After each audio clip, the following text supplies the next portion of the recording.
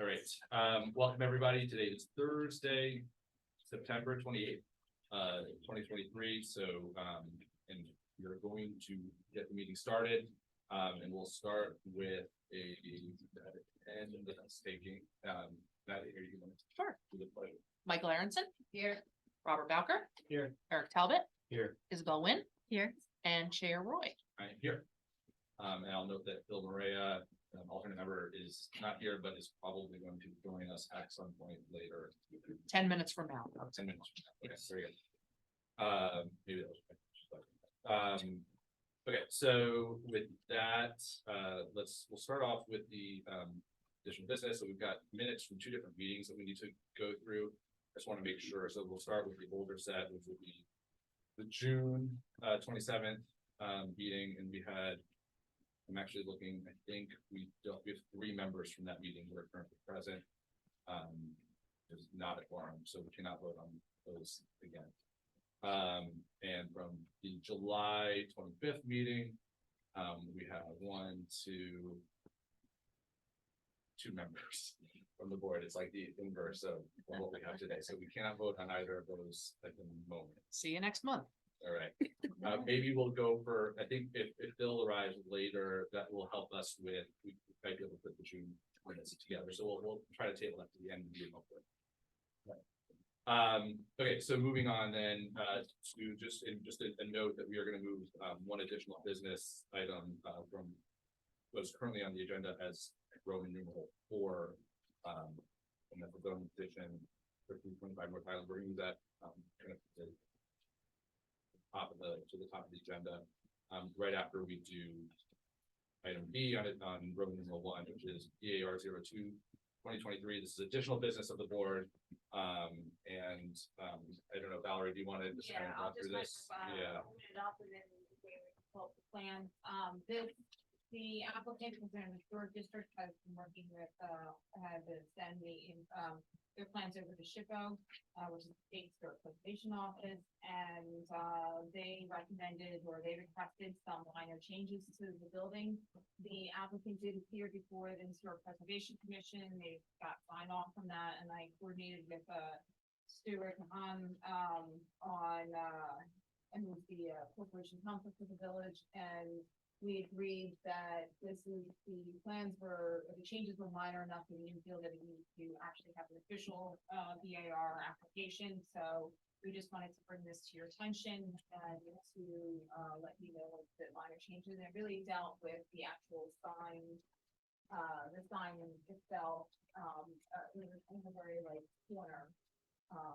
And you can scroll down a little bit, that's where basically it's a little bit of some of the roofing and just very minor things dealing with where they wanted something to the panels as well as some of the other panels. So these are just minor tweaks to what was previously looked at or approved. Right. Or, so this is informative only for this part. Yes, at this point. Okay. Any questions or comments from the board before we move on? No. Okay. All right. So that's helpful. Thank you. Okay. So then let's move on then to this is the item that we are moving in the agenda. So this is a zoning petition for 325 North Highland Avenue. And Yeah. I introduce that. Yeah, so we do have the applicant's attorney is here tonight. They actually called me to visit me here in person, and I know that was necessary for this particular application. They're looking to add an additional use, a permitted use to the OR district, which would be basically for veterinarian's office. So it would be the animal uses general and animal uses intensive to be permitted in the OR district, which is currently not in the OR district. Okay. And I'll turn it over to who's speaking. Jacqueline? Should we Jacqueline? Okay. Hi, good evening, everyone. Jacqueline Cohen, associate law firm of Zarin and Steinmetz. I am here tonight with Suzanne Kleinbard of 325 North Highland LLC. So 325 North Highland LLC is contract vendee to purchase the property located at 325 North Highland Avenue Your board might recognize this property as currently being improved with a building that houses the Hoy Textile Corporation and the Art Barn. This property is located in the OR zoning district. So the members of the LLC are also the owners of Family Veterinary Care of Ossining, which is currently located at 320 North Highland Avenue. They're currently in the NC 1 district, and the property is located about a quarter mile from 325 North Highland. So they have been at their current location for approximately 7 years. They have a good reputation in the community. They're a very great part of the community, and they have been serving Ossining's pet veterinary needs for many years.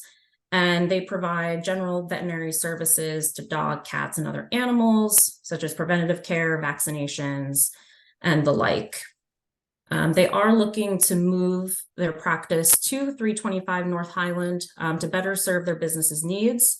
However, 325 North Highland is located in the OR zoning district where animal-related uses are currently not permitted.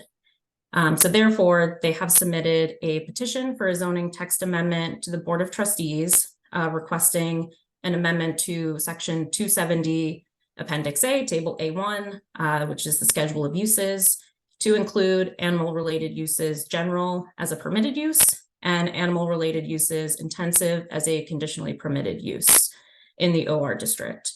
And these uses would essentially mirror what is allowed in the NC1 district for animal-related uses.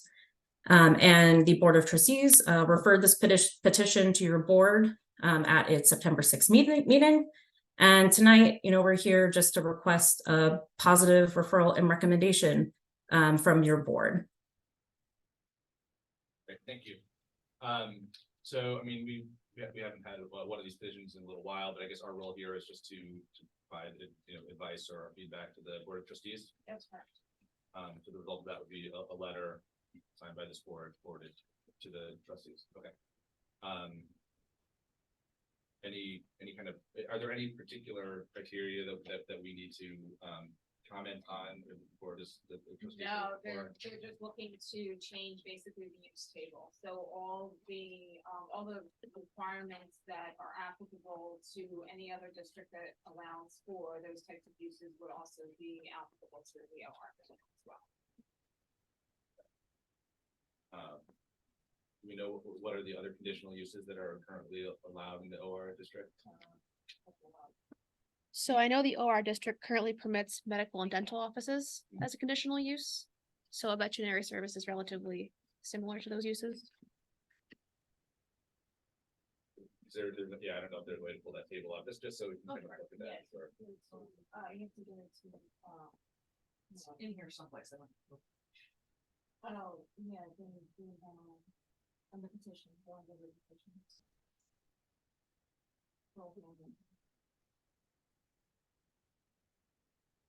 Read the local law.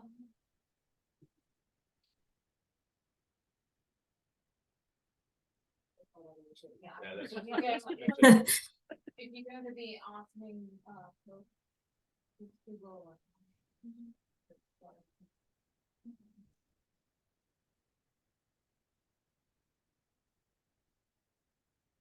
Oops.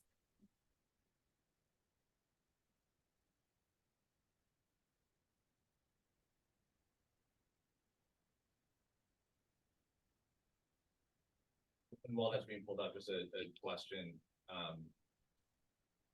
These different animal uses are there other business types that would, in terms of like boarding facilities, kennel facilities that fit into these criteria as well? That's correct. So specific to my client's use is they only do overnight boarding when it's absolutely necessary. They do not, they're not a kennel. They don't, they're not in the business of keeping animals overnight. It's just if a pet has a medical emergency or a surgery or something that requires them to stay overnight. But that would be allowed under the animal related uses intensive use. Right, I think that's kind of where I was going with the question. And I guess just as far as, this planning board or future planning boards in terms of evaluating conditional uses. You know, I imagine there are criteria like how much noise any particular business that might be applying for a conditional use might be making overnight. So there can be kind of determinations made between different kinds of animal use to determine whether or not they're appropriate for that neighborhood in order to grant them conditional use. Correct. Any future vet office would have to go through site plan approval where the board could evaluate the appropriateness of the use in that particular location, Right. including the operations. Right, whether it was a vet's office or potentially a different type Yes. of animal related business. Yes. Right, and also keep in mind, you have you have a noise ordinance, so any business would have to figure it out. I just want to make sure that we're kind of. Oh, that's on the table. Other thoughts or comments from the board on this that we should? I one side of the street is, we're looking at different sides of the same road right now. I know these locations, I know, and I do know this particular business. Few animals. So is, and just, can we put just the district map, the OR district map up there, so see how kind of far reaching it is as well, kind of relative to Highland. And what are the general uses allowed in the OR? Is that office research? So we just had, so there's the OR.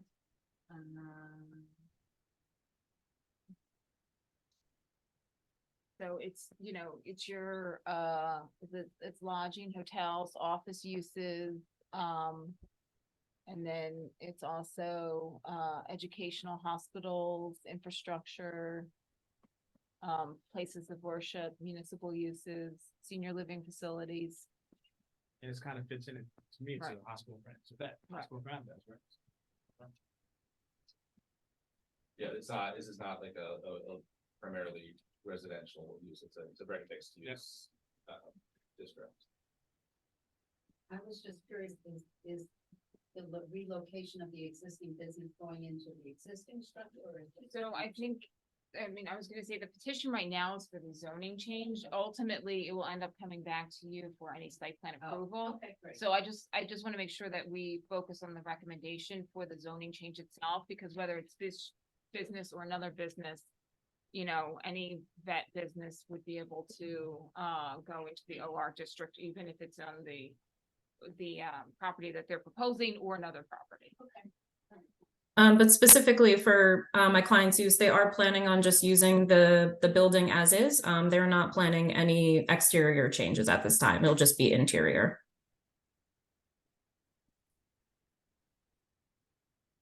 Any other comments from the board?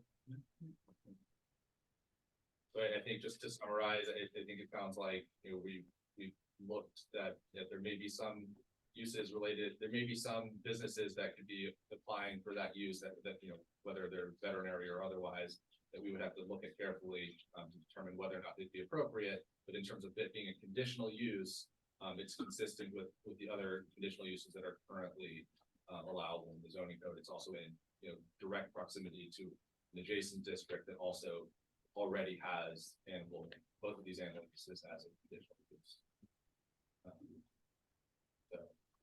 Okay. Yeah. Okay. There are no other comments from the board. Valerie, does that give you enough to go back? Mhm. Okay. Perfect. Thank you very much. Thank you. Okay. Sorry, I'm going by two different agendas here. So I'm just making sure I'm in the right place. All right, so with that, I think we're able to move on to new business of the board. So the first item on the agenda is it's a VAR application. It's actually an application we saw previously, but under a different application number. It's 2 Church Street. And I think they're applying for some changes to what was previously approved by this board in the VAR application. So we'll bring the applicant in. You guys can review what's being changed and discuss. Very good. Good evening, Jerry Tortorella of Hockerman, Tortorella and Weckstein. If we can put the submission up, Maddie, thank you. We're here this evening. We've got some very small updates to give you in the course of moving ahead with developing our construction plans and finalizing our drawings so that we can pull a building permit, which we're eager to do. There was a discovery that in order to avoid some existing steel structure on the building, the RTU units on the rooftop had to be adjusted. So we have 2 RTU units. If we go down to the next sheet. Okay. One more, Maddie, just it might start showing you the elevations a little bit. And if not, we can go back to the former page. But basically, we have very small changes. Just to remind you, there were 2 RTU units on the roof, one that was closer to Church Street. Church Street is on the north side of the property. Maple House is on the south. You have the parking lot on the east, and you have the Old Croton Aqueduct on the west. And we had 1 RTU unit that was towards the Church Street side, and then another that was back towards Maple House. And what ended up happening with the one near Church Street, we call RTU 1, is it needs to shift 1 foot 7 inches in a southerly direction and 1 foot 11 inches in an easterly direction. So you can see on that elevation, on the north elevation, you can see the red outline. And what you're seeing in that elevation, I believe, is actually the backing up. They're both of the units there because they both come into view from that side. But we've got a narrower dimension on the one that's on the Church Street side. So very small adjustment to that one. And on the southerly RTU unit, it is shifting away from Maple House by almost 29 feet, 28 feet, 10 inches. In a northerly direction, so more towards the central part of the building, and then 1 foot 9 inches to the east. So again, a shift just as a consequence of coming into conflict with some of the existing steel structure in the building. So in this view, it's moving away from the edge of the building, it'll be more central to the roof. The southerly one would be, Right, the yes. southerly one. Yep, the southerly one would be. Right, this is just the top view, just to make sure we're looking at, so the top view, we're looking at the view from the parking structure, the parking lot. From the parking lot, so that's the east elevation. Right. And the one on the right is the one near Church Street, and the one on the left is the one that was on the southerly part of the building near Maple House. So you can see the red is the red outline is the former location. And then you see the new outline, and we're still using, you remember that we are wrapping those in a material, in a panel. So that ribbed panel is still vertical perforated screen panel, we're calling it, in shadow gray. That will still be utilized. So that has not changed. So it's really just adjusting those as a consequence of an existing condition.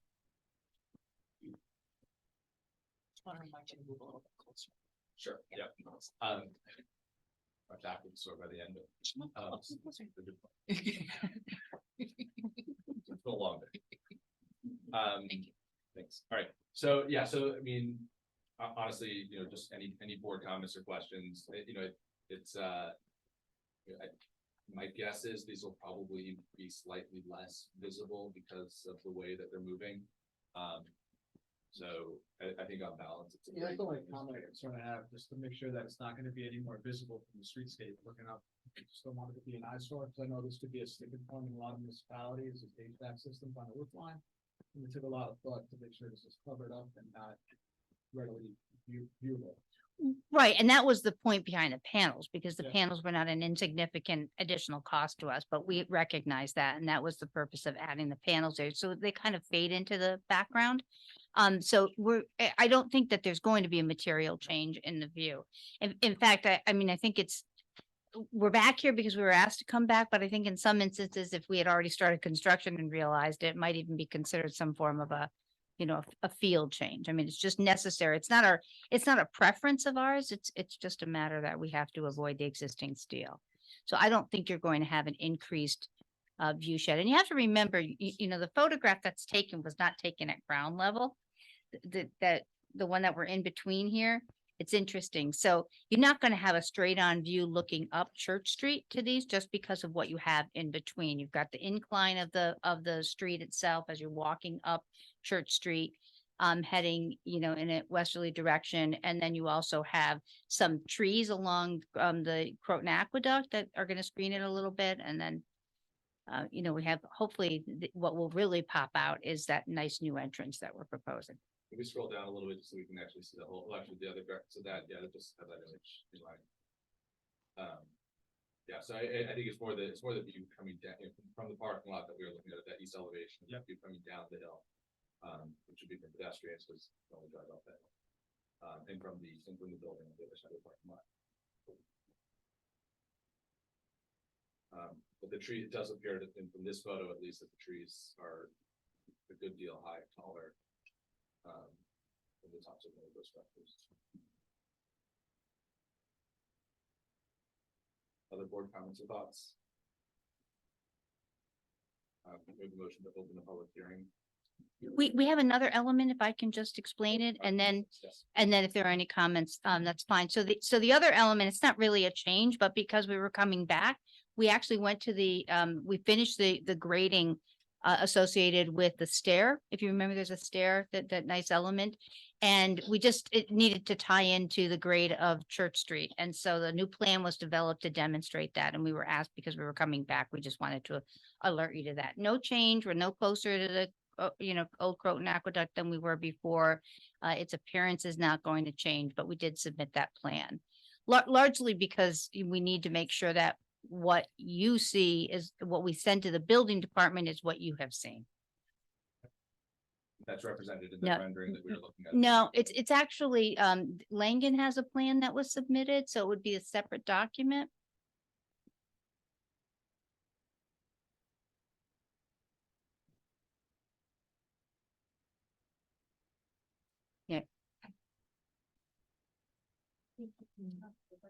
Sure. Yeah, I was like, and then the rendering shows it though, correct? It does, So- but, well, no, that's not, but we have a plan that Okay. shows it, so I want to make sure that you're looking at the plan that was submitted. Because that's not loading right now. Right. Well, that's another rendering. The rendering shows the concept, but this plan actually shows the Yeah, I know finished it is in grading. the set. I, It could be that page that's not loading, but. Yeah. You want it? Oh, there you go. There we got it. There you go. We got it. Something about rainy weather. No, I think it's Mr. Murphy's law, I have to tell you. So again, no, look, the building doesn't look terribly attractive there. That wasn't the point of the illustration. But you can see how now it's tied into the grade. And it's the same set of stairs as before. And sorry, just those red volumes on that drawing, just They're the benches, yep, the sitting stair and right, the right. walking stairs. Right. As you recall, the whole idea is to hopefully tie it into the Old Croton Aqueduct and make it available for people to use. And that was a lot of what we emphasized to the State Parks Department as to why it really does serve a public benefit. So those are the two elements we wanted to update you on. And again, no significant changes. This is a type 2 action. So no secret implications, and it does not have any implications for any of the other approvals we've already received. And just to remind you, that was the variance, and then also we received approval from the State Parks Department.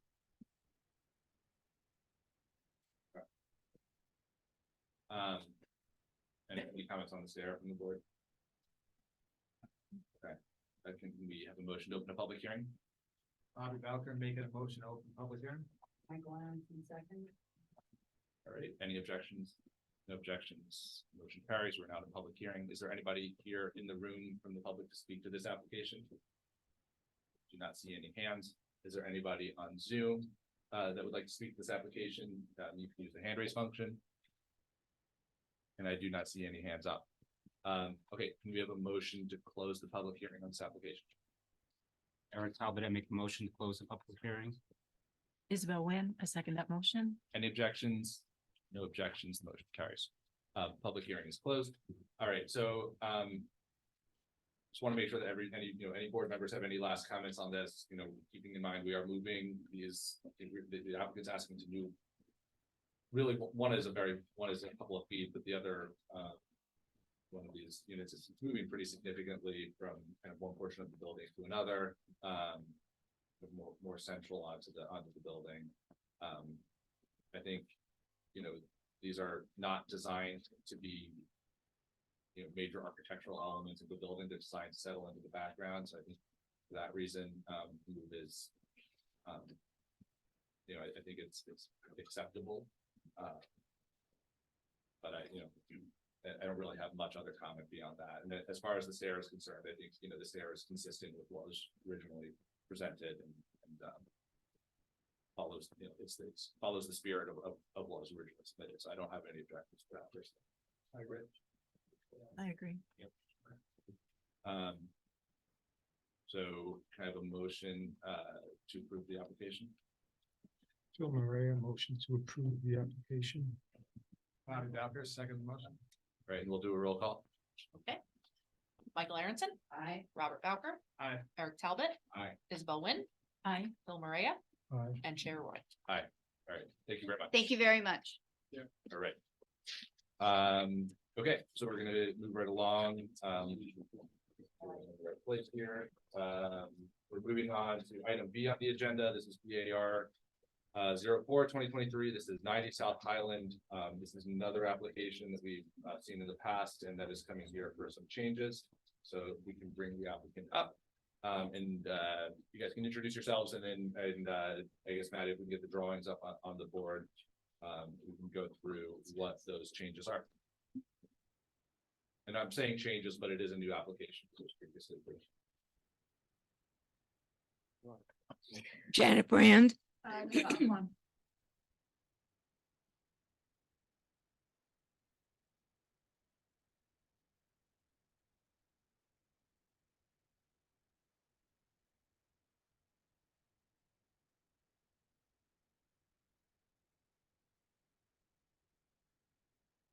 You guys good? Yep. Yeah. So basically, we're just we're enlarging the windows on the top. We eliminated all the small windows that are on that lower section there, because they just didn't make sense on the interior layout. And there was one window on the left side that also got eliminated in the middle there. That also got eliminated. And then I think we have another side elevation of this. There is the addition of that window changed in size, but it was existing, but it just didn't make sense as it was for privacy reasons. It's too close to too visible from the parking lot. And then up on that top, we have added an additional the left top. Yep, we've added another window there and then deleted on the second floor a window there because it intersected with a wall in that blank space that's there. And that's the changes. Okay. Board comments, questions. So we're eliminating how many windows and we're adding how many? We've eliminated two regular size windows, Okay. eliminated all those little tiny ones, and then added those big ones in the middle to replace the loss of those, well, on the bottom to replace those. What was behind, is that a staircase for the window we eliminated to the left? Right there, what is that? That's not a stairwell. That's just like in a bedroom and there was no bed wall that hit kind of too deep in the middle of it. So it just would look very on the inside, but that window that's on the left on that same floor. Yeah. And the picture over is still in that same window, in that same bedroom. Okay, so we still have light going. You still- better. You have light, yeah, you still have light. So, in the building drawing to the right, those small rectangular horizontal windows are the ones that are being eliminated. Yes, Okay. yeah.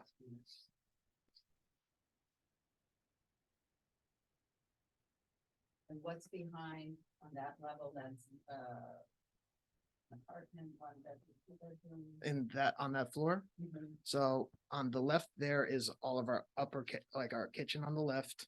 There's a walk-in closet and there's a bathroom to the right of the window. So there's a window in the kitchen or two windows. That's it. That's more in the dining area. The That's, dining. yeah. Gotcha. Okay. And those three windows on the third floor, the fourth floor, those are the same as what was, those are different as well. They're larger. Yeah, those are. They're larger. This is facing which direction is this? facing? This face west, The back. the back. So it's the back. So Yeah. is there a window in the bathroom to the right? There is, but it's higher because the other window that was existing is probably similar to like this size window. So that's the small kind of. That's that small window there. Yeah. Got it. Okay. And that picture window, so if you go back to that image, but that picture window is in a, That is right now, the design is that it's on a galley kitchen, so it's intersecting between the two sides of the kitchen. And that faces south.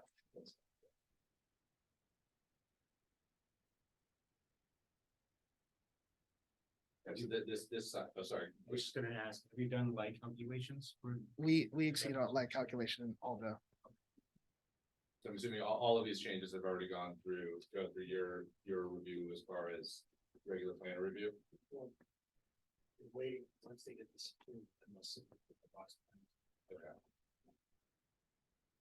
Okay. Before, the windows were really small on that upper level, and when we went to work around the dormer, it doesn't, it, they don't care. Let's- it decomposed in our hands, can- we basically. can. So now it's all, a lot of light in that apartment.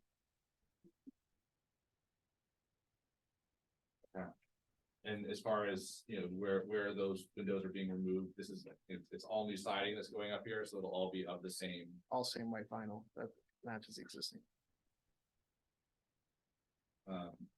And the windows themselves are all of these. Are all, and just remind me, because I know there's portions of a prior approval on here, but all of the windows are being replaced as part of this work, or they're only replacing. Some of these are existing because they were some of the existing windows are high quality Pella windows. We're not just gonna throw them out just to say that they're new Anderson window, but the windows along the top of the picture window, those little ones are all new Anderson windows, or will be all new Anderson windows. Are there some photographs here that show what's existing? There are photos, yeah.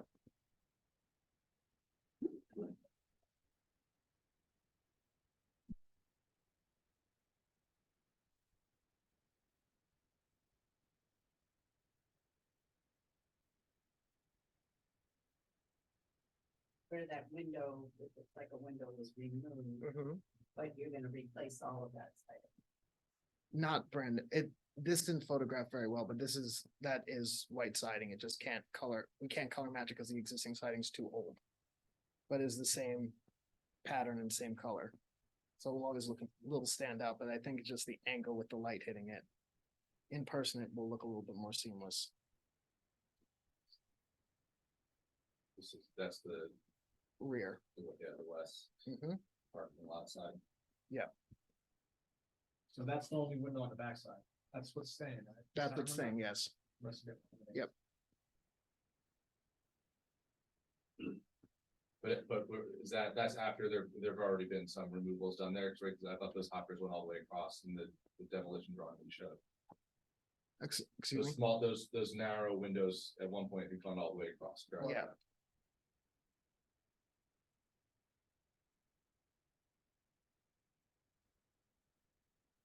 Effectively shows what they're doing with that one. But, sorry, all right, so you're not doing it, this application doesn't show any changes to the street facing. That will be a new window because that was about 100 years old, single pane. So it's gonna be that same size that was existing there, just Existing. Anderson 400, yeah.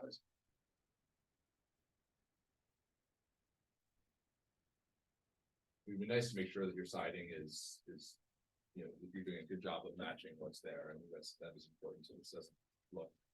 And that That's wire will stitched get cut together. out too. That wire's running across is gonna get cut out. Especially because the scope of work that you're proposing is eliminating more windows, which means more matching siding. There's vinyl siding there. It's fine siding, yeah. Yeah, so it could be painted, so.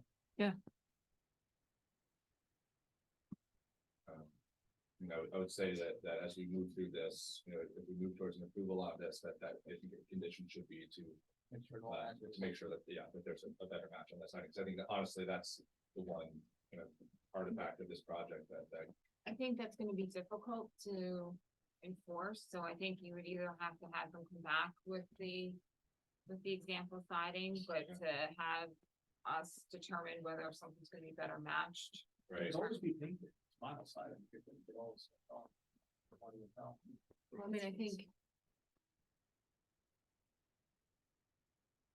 I mean, I do just like from our VAR perspective, having a mismatched Pretty siding, visible. it's very visible, and that's, and I think that's, if that was right next door to my house, that would be concerning. Well, it's next door to our other It's, house. it's next door to the building that I own, so.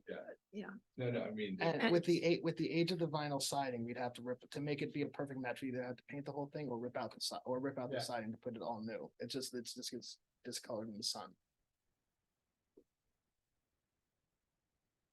Could that just be dirt that's making it darker? Since Power it's wash. original, It could be, the Power whole place is wash a it. construction zone, so we can power wash it for sure.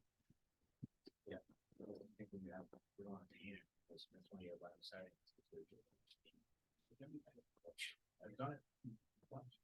Yeah. We don't want that to be a finished product, it just looks unfinished. That's the concern. Oh, you saw what we did in the building next to it. It's pretty phenomenal looking as to what it looked like before. So seeing how it's not something that we would be, we will do the best we can, but I'm not going to agree to then spend money painting it, because then I might have to paint the whole building, and that's an added expense to get everything that we have to get in there. There was a lot of unanticipated issues with these buildings. I mean, when you're doing a full section like at the top there, you're not gonna notice that, right? Even if that's a little different than the rest of the siding because of the location, but when you're patching in the way they're doing there for the windows, no matter how hard you try to match, you're never gonna get it perfect, because even if you knew what siding it was and the color, like you said, if it's been out in the sun for the last 15 years, the new siding's gonna have a different shade to it anyway. That's gonna be really tough to match. And the only way that somebody would be able to see it from the street would be if they were trespassing down our driveway. so we're not, and so to be clear, so on any of the Highland Avenue side of the street, there's none Nothing. of these. No, if you look at the other picture, you'll see the front of the building. Nope. Right, that's the backside. That's That's the street. That's the Right. front. And it faces the building to the left, which is the building I own. And I think you've seen that building, 92. All right, so any other board comments or questions on this? I mean, I think we understand what they're asking for here. Do we have a motion to open the public hearing? Michael Aronson, motion to open a public hearing. Isabel Wynn, I second the motion. Any objections? No objections, the motion carries. Is there anybody here in the room, in the public, to speak to this application? I don't see any hands. If there anybody on Zoom, to speak to this application, you can use the hand raise function. You can speak now. And I do not see anybody on Zoom. Can I have a motion to close the public hearing? Bobby Bowker making a motion to close public hearing. Any, sorry, a second. Isabel Wynn, I second the motion. Any objections? No objections, the motion carries. Public hearing is closed. I think based on the conversation we've had, the change in the administration, I think it's appropriate. And I don't have any objections. I mean, I think I would, short of a condition, just urge the applicant to be, careful and, clean and ensure that the match is as good as it can be as you kind of weave the siding in. I appreciate the comment that none of these are visible from the public. And I think the other piece is that over time, as the new siding is exposed to the same conditions, it will regularize a little bit. So I think, without any other, if there are any other final comments from the board on that, any of those points or different points. Okay, and we have a motion to approve the application. Eric Talbot, I make a motion to approve the application. Michael Aronson, second. We'll do a roll call. Michael Aronson, Aye. Robert Bowker, Aye. Eric Talbot, Aye. Bill Maria, Aye. Isabel Wynn. Aye. Chair Roy. Very good. Motion carries. Thank you guys very much. Thank you. Okay, so moving to the next item, we have 81. This is a planning board 05/2023. This is 8189 South Highland Avenue, Birchbrook Manor, and this is the application here is for an extension for the final subdivision and tree removal permits. Yeah, so if you recall, the board actually approved the new subdivision application or it's basically, it was the same subdivision application from prior, but you approved it probably actually 90 days ago, and at this point in time, they're asking for an extension to that subdivision approval. And then the tree removal also requires approval, an extension for the tree removal approvals, which you did grant previously, and the project has not changed. So basically, it's the same project, they just need extensions to their. Right, and nothing about the project has changed. Is the applicant here or, I don't know. Oh, sorry. No worries. Good evening. Thank you very much. For the record, my name is Daniel Patrick from Cuddy and Fader. No changes to the project. This was all stated very clearly that just an extension. As you recall, you reapproved the applications earlier this year. The applicant is still working on lining up their financing so they can pull the bonds and submit the bonds, and they can have the final subdivision plat signed and recorded. That way they can continue or begin construction. They're close. It's taking much more time than expected, but no changes to the project or anything. Same project as before. Questions from the board? How many extensions are we allowed? They're each 6 months, the approvals. No, it's 90 days. Oh, sorry, go ahead. Do you have the answer? No, I was because we got reapproved earlier this year. This is the first of 2 allowed 90-day extensions. And the tree removal permit, I believe, is for 1 year. I think it's 120 days. Yes. 120 days. 120. So we have one at 90, one at 120. And how many of those extensions of the tree removal extensions, or is there not a limit on that? I don't believe it. I don't think there's a limit. Okay. And I just because I know that there was also a site plan approval associated with this, and that's under a different extension phasing as well, correct? Okay. But so today's is just limited, and we really did just look at this, I think 2 meetings ago, so we didn't meet last month. So procedurally, does this require a public hearing? No. I believe not. We went through this a couple meetings ago. Just want to make sure. Okay. If there are no other questions from the board, like I said, yeah, and like I said, that we just there's a record. This same board just had this very same conversation with this applicant a couple meetings ago. So I think for the sake of time that we've already invested some time in this extension review recently, have a motion to approve the application. Isabel Wynn, motion to approve the application. Phil Murray, I second the motion. And we'll do a roll call. Michael Aaron's. Aye. Robert Bowker. Aye. Eric Talbot. Aye. Isabel Wynn. Aye. Bill Maria All right. and Chair Roy. Aye. Very good. Motion carries. Thank you very much. Good night. All right, thank you. All right. Okay, so we are going to move on. We are now up to item D on the agenda, and this is a VAR 16-2023. This is 72 Croton Avenue. And the request is for a VAR approval for some changes to the building facade of this business. So if we could bring the applicant up, and while they're coming up, maybe Maddie, you could line up the wrong. Don't know if the applicants. Oh, we don't know if the applicant is here. Some people. Anybody is there anybody on in Zoom here for this application? If anyone is representing the applicant for 72 Croton Avenue, Broadview Petroleum, please raise your virtual hand and I will bring you over.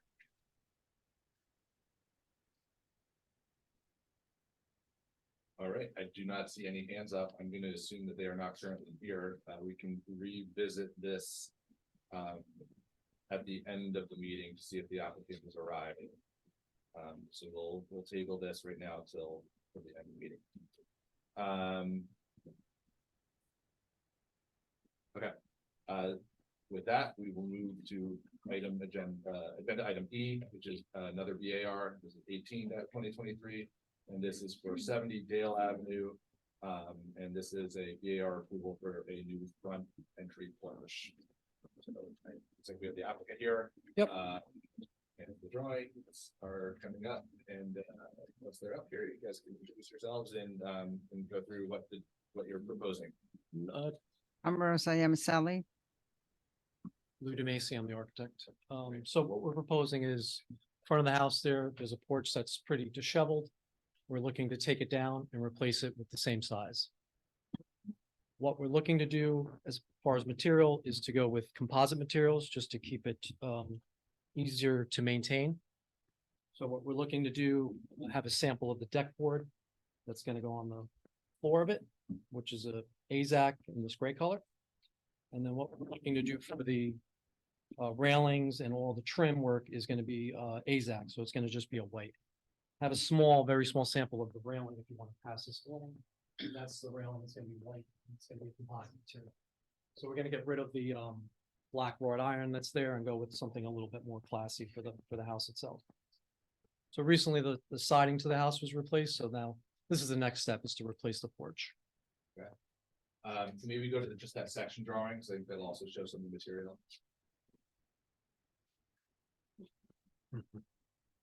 And just to be clear, I know while she's pulling that drawing up, so it's you're going back with the exact same Footprint. you know, Same elevation height, with yep. the exception of the railing, where it's the railing And the will be material, yeah, a different material, but it'll. and it'll also be code compliant. Right now, the railing's a little low, so it's gonna be at 36 inches that we required to have. And the trim around the soffit and the fascia, that'll be the same. All AZAC, yep. All white AZAC. Yep. White AZAC, Mhm. and the columns will be white. AZAC. Wrapped, yeah. It's gonna be wood. All the wood is gonna be pressure treated because we need it for outside, but it's all gonna be wrapped with AZAC material. Pretty straightforward. Yeah. Comments from the board? Pretty straightforward. I have no good comments on this. It's gonna look 100 times better, so. It's a beautiful house, right? So it needs, sorry, that I maybe you're talking about material, but there will be a little roof over the porch. Yeah, there's a roof currently there. We're gonna match the same roof style. Same Yeah. styles. It's gonna be an asphalt shingle, yeah. Oh, that's actual style. Yeah, I mean, it's gonna be hard to see because it's flat, so it's gonna match what the house has already. Architectural just means more expensive, so. Last longer too. Yeah, I'm sure it does. Okay. No gutter or anything on it? Gutter, yeah, we'll have a gutter. There's a leader that it attaches to. It's not there now. It fell off, so we're gonna replace it. But it's gonna be a white. 5-inch base out gutter. Yes, yeah. Is there a staircase leading up to there? Yeah, the staircase is on the side. That's right there. Got it. And is that being rebuilt as well? Yes. Closed risers, white trim for the face of it, and then the risers or the tread is gonna be the same material as the deck board. And then the new railing to match. Okay. Right now it's a little steep, so we gotta make it more code compliant. Yeah. Same with the other risers. Okay, without any other, unless there are any other board comments, can we open a public hearing on this application? About for making a motion on the public hearing. Michael Aronson, second. Any objections? No objections on the public hearing. Is there anybody in this room to speak to this application? I don't see any hands. Is there anybody on Zoom that needs the hand raise function if you are here to speak to this application? I do not see anybody using the hand raise function. Can we have a motion to close the public hearing on this application? Isabel Wynn, motion to close the public hearing. Phil Maria, second motion. Any objections? No objections. The motion carries. The public hearing is closed. I think this is, I agree, this is very straightforward. I think this is restorative more than anything else. It's really not going to change what it looks like other than to make what was there look nicer. And I would just note that, there were a couple of comments that were made during the, there was a railing pamphlet that was handed out. There was, we talked about the fascias and I guess, I mean, I just want to make sure, I guess, if we can put that, I'm sorry, just put I want to make sure we don't have any conditions that we're not missing.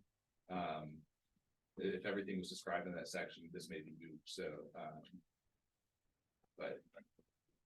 so materially, we are showing. Scroll down a little bit more then. So the 6x6 is wrapped. And then all the decking is the Trex material, composite decking. no exposed wood there. From the underside, of it, but that's about it. Yeah. Everything is gonna be wrapped. Okay, yes, I guess that all of those items are really described there. All right, so I really don't have any other comments unless the board does. We have a motion to approve the application Bobby Bowker making a motion to approve the VAR. Michael Aronson second. and a roll call. Michael Aronson. Aye. Robert Bowker. Aye. Eric Talbot. Aye. Isabel Wynn. Aye. Bill Maria. Aye. And Chair Roy. Aye, very good, motion carries. Thanks for your time. Thank you.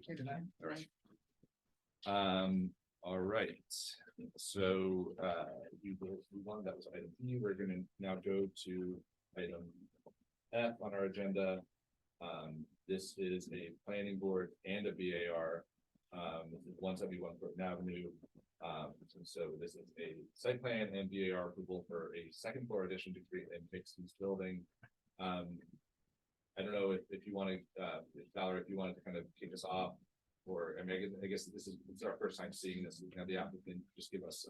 Yeah, I was gonna say, I through. think this particular application would probably have, I mean, I know we had comments and I know Tony did too, so I think, to start off with, it'd probably be good for you just to hear the application and, one of the things, the applicant actually, did receive our memo and said that it can address a number of the items, but I did, encourage the applicant to come tonight to present to the board so they can also hear any concerns that you have on the project or any questions you have. Excellent. All right, so is the applicant here? I know Mr. Bond, big deals, I'm trying to promote him to the point where I think he is not accepting. So we have stepped away. Oh, There we go. okay, perfect. And then maybe while he's coming in.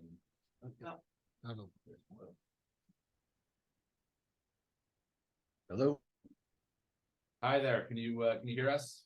I can hear you. All right, we have you here as well.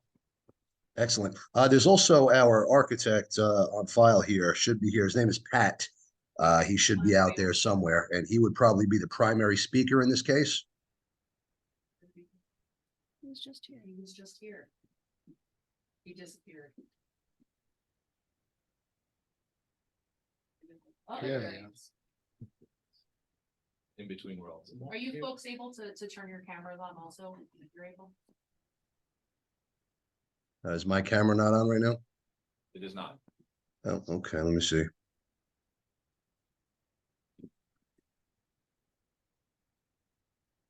And Mr. Stabile as well.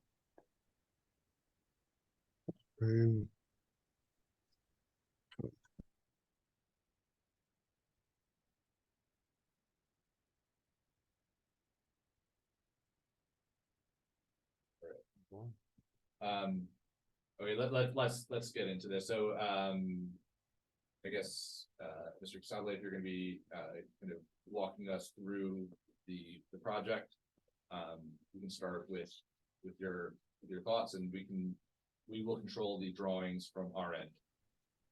Yeah, so basically, it's an existing building, one-story building with a raised front entranceway canopy in the front that extends up above, that makes it almost 2 stories high.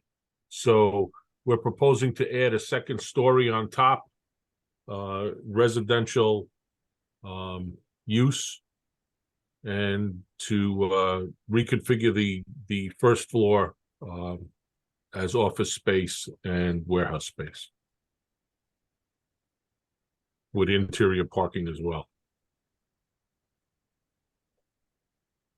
Okay, One question, just to that, both Karen and raised earlier today on an email and to be honest, we'll just deal with it now. You mentioned warehouse, but warehouse is not a permitted use, but then in your cover letter, you mentioned storage. But, so I think we need to clarify the use, is it storage or is it warehouse? It's just storage space. It's not, I'm not sure what the difference is as far as the definition, but it's just storage space. I'm not sure if you guys could hear me. We can. We can hear you. Okay. Yeah, it's just storage space. So maybe we can, I'm just trying to think of the best place to start, because I know there's a lot of places where we can probably give you a little bit of feedback here. Can you go to the street view of the property now? The street view would be great, yeah.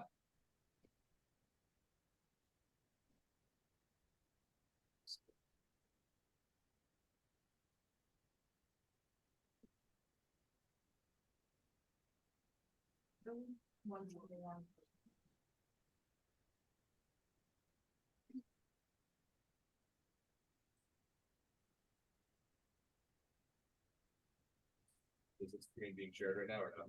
Yes. Okay. Right next to the Delgados.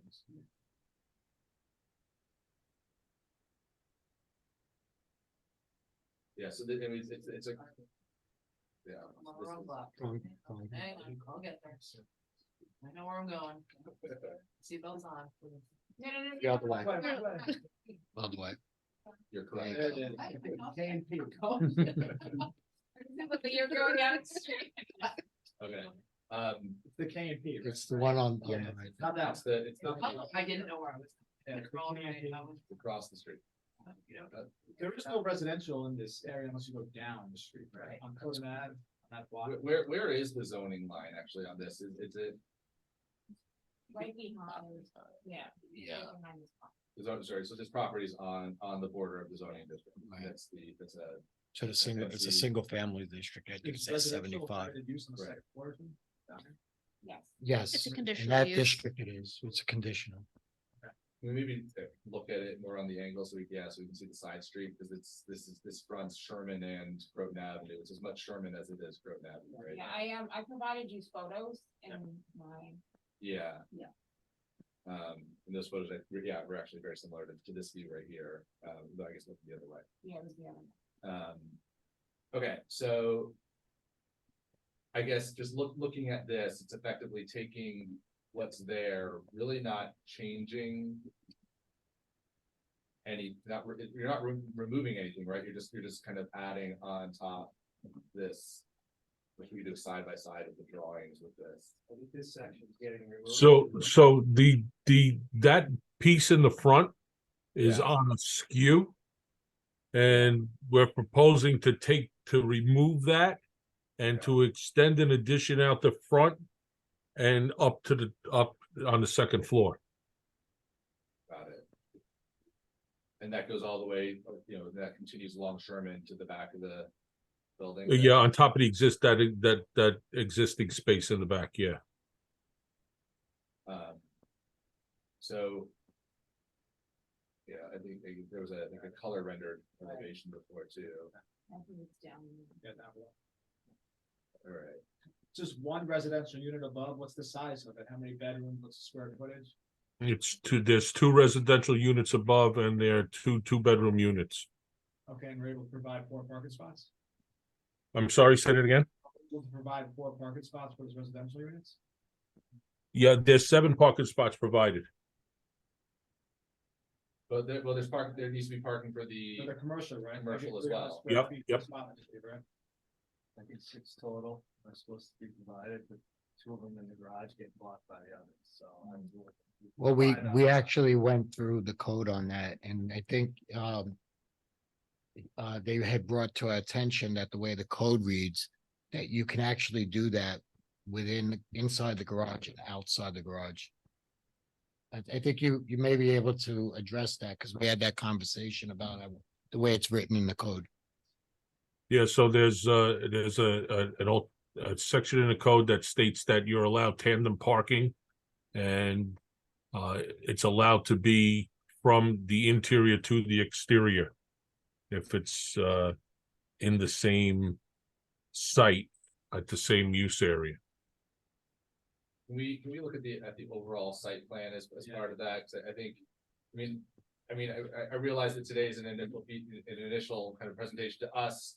It's, you guys have feedback from the professionals. But I think that, both in terms of site plan, I think in terms of VAR, I think we're gonna have a lot of feedback. I do want to talk about the commercial space, but let me, starting with the parking, which I think is gonna be a big issue here, to make sure that this works. So that's the garage, that hatched area is the garage. Yeah, Is this parking in the front of the building on the front and outside or the parking lot Back. side? there's 5 spots outside, 2 spots inside. There's the existing garage doors in the back are staying. And it's separate from the existing parking lot that serves Delgado's and Laundromat, the Chinese restaurant. That little strip is separate from that. Yeah, large- there's that area, there's a fence on the property line. That separates that area from this That's a spot. very congested parking lot back there. Well, I just want to add too, the thing that is one of the biggest concern is the slope up to the garage is pretty steep and now you're gonna parking spaces there, so. That's why Like where it says 4, 3, 4, and 5 right now, that's on a ramp slope. to the garage. Does it show on the street view? You can actually, in You the, go down the street then. if you pull up, I have a. In the memo. Okay. You can see it. Got it. Yeah. Right, so I was actually gonna ask about the curb cut, but I guess there's no curb. So what is the entire ground floor gonna be now? It's a storage? Like that entire parking lot, KMP area, what's below the 2 residential units? I'm sorry, I couldn't hear that. What's going on below the 2 residential units? So in the front area, there's office on the left-hand side, and then on the right area, there's storage. Only like 200 and something square feet long. Right. 200 square feet, so a 20 by 10 office. Yeah. Okay. So the storage is everything in that volume on the right side of the drawing there. Yep. Is the storage for the tenants? I'm Who's the sorry? storage for? Who's the storage for? Is it for the tenants? The storage, is it? Is Sorry, the is this storage working? intended for the tenants? It's on. Yeah. Are you able to hear us? I could hear you now. I'm just asking, who's all the storage for? Is it for the tenants? So Mike, you want to Storage- answer that? Yeah, sure. Yeah, the storage would be for the tenant. That's correct. The tenant of the residential units or? Not For the, the no, residential not, I'm tenants? sorry. The commercial tenant. Okay, so one of the things that, and I think this kind of comes to one of my kind of big comments. And reactions to looking at this, and I've got several. But looking at kind of the appropriateness of the application and the use and the NC zoning, this is an NC district here, right? This is a prominent corner, and kind of, bringing this in, having commercial uses on the public sidewalk. An office is great. But when I look at that space and it's divided up into, this office, that's about, 15% of the floor plate and, a storage use, which is accessory to a 15, whatever, to this 15% square foot office, that's disproportionate, and that doesn't really make sense. And it doesn't seem to be consistent with what we're trying to, have in this district. It seems like it's a way being done to kind of reduce the park requirements. And just to piggyback off of what Chair Roy was saying, one of the specific purposes of the NC2 district is to provide for a diverse range of housing types within the district while also retaining businesses as the main use. So my concern is that the business isn't necessarily the main use of the site. And I know that Valerie echoed that concern in her memo. So what are the parking requirements for that much storage space? How many spots do you need? The The- issue. that's- You wanna, cause you noted it. that- Yeah, so a warehouse use is not a permitted use within this district, so that would require a use variance, but that has a requirement, I believe, of 1 space per 1,000 square feet of warehouse area. I do not believe a storage has a parking No, requirement. the storage doesn't. The calculation, I believe what they did was for the office space and the apartments. Their parking also included warehouse as well. Yeah, but What is the difference between, if I may, what is the difference between warehouse and storage? I know Well, there's a warehouse would actually be, More but accurate. it's active, yeah, right, you Like an have industrial product use. in there and Yeah. there's Storage is items better, coming yeah. in and going out as there's Oh, yeah. storage. Yeah, is- it wouldn't be that. So this specific building would be for, I mean, the commercial side of it would be for my own use, and I wouldn't need anything more than a 300 square foot office, and the storage space is really what I would need mostly, you know, for a particular business. So that's This is gonna be for your business? yeah, I mean, as of right now, this is going to be for my business, yes. So would it be similar to what you have that's in the property across the street at 2 Sherman? It would be similar. It would be similar, but not so much as having workers. This business would really just be a person in the office and, you know, basically storage space, but no, there would be no other employees except for the office person.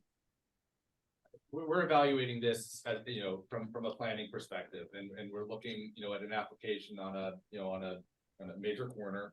And we're looking at what the, you know, what the zoning law is intends for this district, right?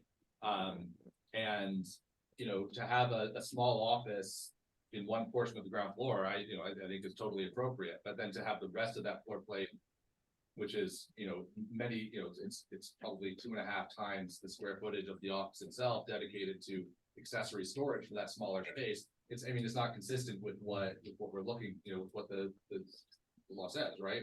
We want, you know, it's an office on one side and then maybe another office release on another, or retail space or some other use that you can incorporate into this building. You know, on that ground floor, and bring people, you know, to that corner and bring people into the building, and bring people to the neighborhood. I think that's, something that we really need you to look at, and come back to us with some ideas about. Yeah. So It's the square footage, the ratio that we're looking at right now. It's actually the office, the storage space for this office is 6 times the office size. So I was generous when I said 2.5. wait, what is 6 times? What is 6 times the space? I'm sorry. 1,700 square feet of storage for a 300 square foot office. That doesn't seem accurate. Is that, That's Pat, what is that an accurate takeoff? No, you gotta subtract the 608 square feet for the parking area inside the space. So it's 1,700 minus 608, which So is about 1,100.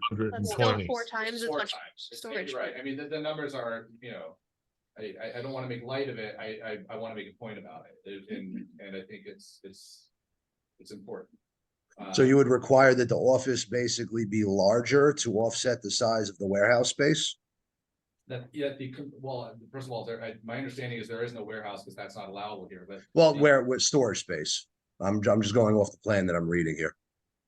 That the commercial use, be it office or other commercial use on the ground floor, you know, be a much larger percentage of that floor plate.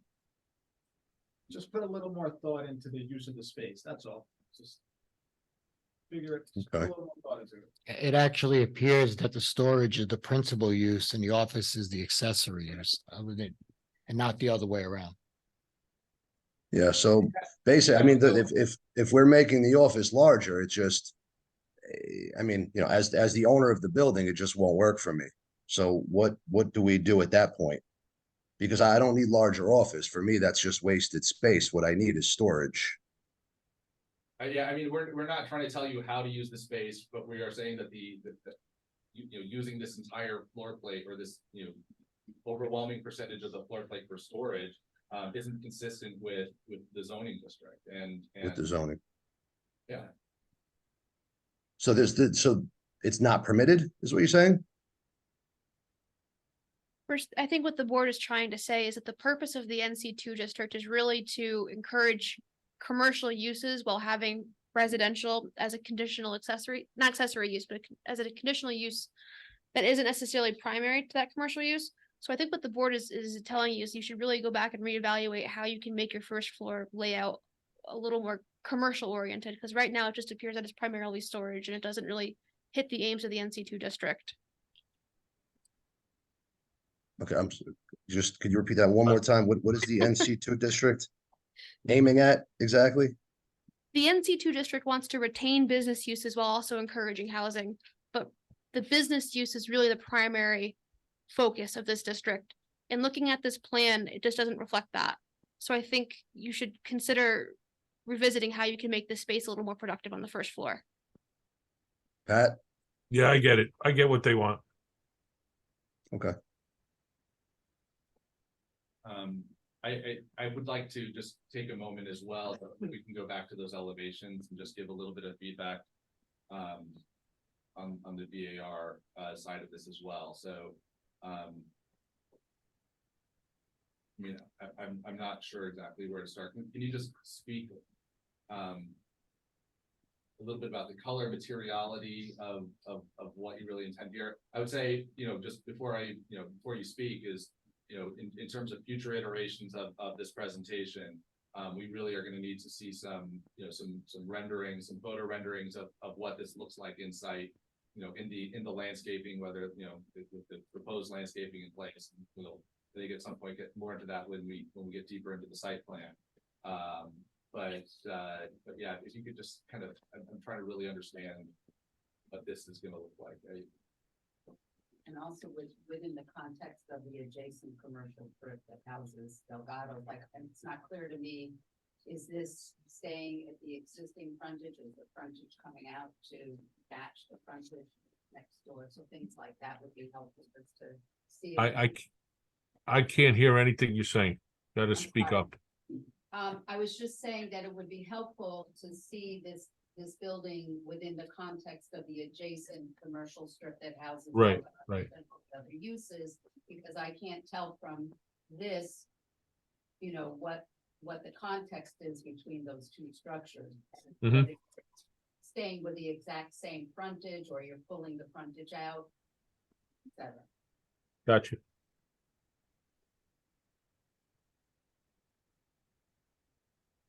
And develop maybe a photo library of materials. I mean, I'll, you know, my initial takeaway is this just looks very brown, but that may just be the quality of the, you know, it's a line colored rendering, so that.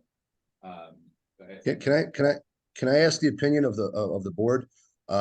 Would you prefer to see, because the building across the street has a stucco finish, the building across the street and kind of diagonal has a stucco finish, the building next to it has a stucco finish. So would it be more kind of in line with the road just to do a stucco finish without kind of the adding the vinyl plank and kind of that modern kind of theme to it?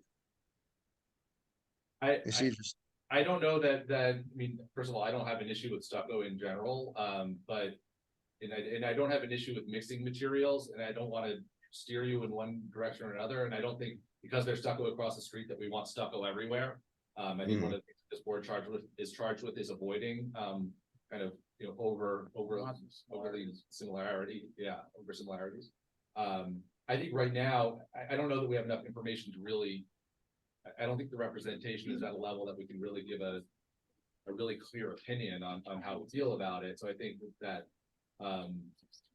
kind of developing the materiality in both in terms of photographs of materials that you're looking to use, but also in terms of photo renderings, you know, in you know, from the different perspectives that we're looking at here. So we understand what your proposal will look like in context. I think that's critical. We can't evaluate this without that. Sure. Okay. Yeah, I get that. I have a question. Is this the side of the building where the main entrance is proposed for the residential? Yes. So I'm just wondering how the tenants are going to access that. There's not really a sidewalk there. So there's going to be a handicap ramp that goes Entry up ramp. the slope on the grade. Okay. And then two steps that come. You're looking at the entrance right there. So Thank you. 2 steps would come from the roadway out, and then the handicap ramp would be on the left going down the side of the building. Which I think brings back that whole parking issue from that street, because we're running a lot of curb cuts. And there's no sidewalk here, right? Yeah, that's something we noted, like maybe the board connect these two and piggyback on, you said that ramp right now is showing to go on the grass, so there's no, on the site plan, I can't see where that, sorry to cut you off, but. Yeah, no, but that's perfect, and maybe, you know, we haven't, it's going. Right. Right, so that's, I guess that double line there is the curb or the delineation between the property and the road. Yeah, So, I mean, I you know, I think. right now that's all grass. I think a sidewalk is needed, yeah, as part of this site plan development to go around from Groton Avenue onto Sherman. Just to bring, you know, yeah, I don't know if that's the remnants. You go to the back and stops, right, it's part. Yeah, right, right. It's a safety issue too, not having a sidewalk. And just out of curiosity, will tenants be able to also access through the garage as well? No, I don't believe so. Right, Pat? No, because the Okay. garage was in use with the commercial space.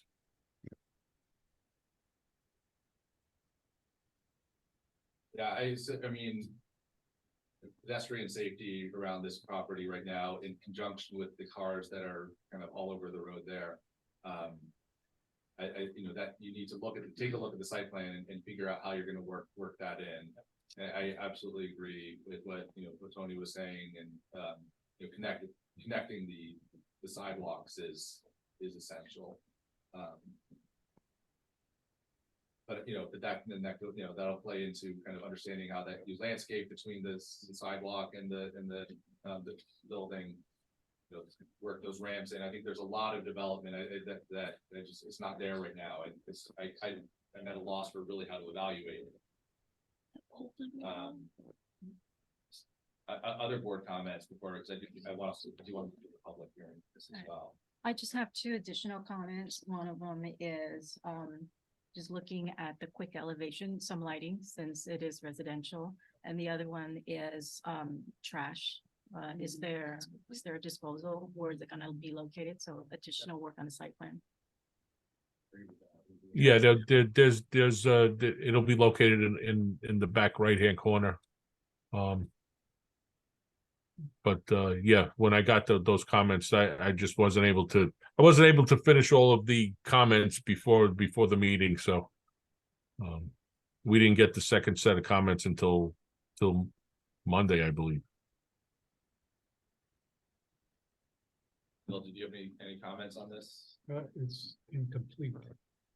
I agree with you, you can't even evaluate where it is now. All right, I would like to see if there's anybody from the public to speak to here. So we have a motion from the board to open a public hearing.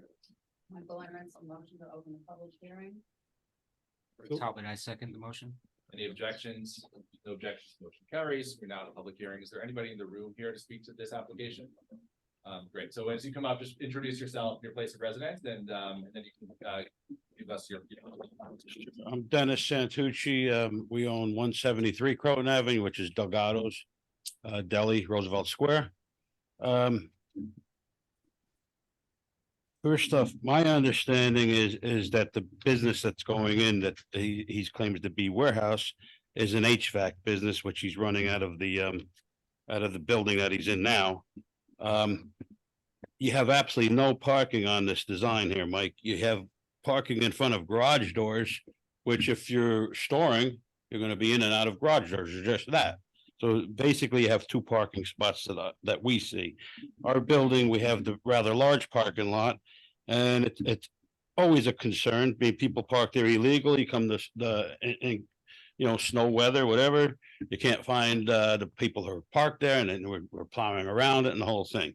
So, and this particular building, even when I purchased the property, there was a problem with parking, and the former owner that I purchased from had a kind of judgment against this property for parking, which I can pull that judgment if you'd like to see it. Right? He's showing no elevations as far as my side of the building. If you go back to the street elevation, if you could. On the if you go to the front.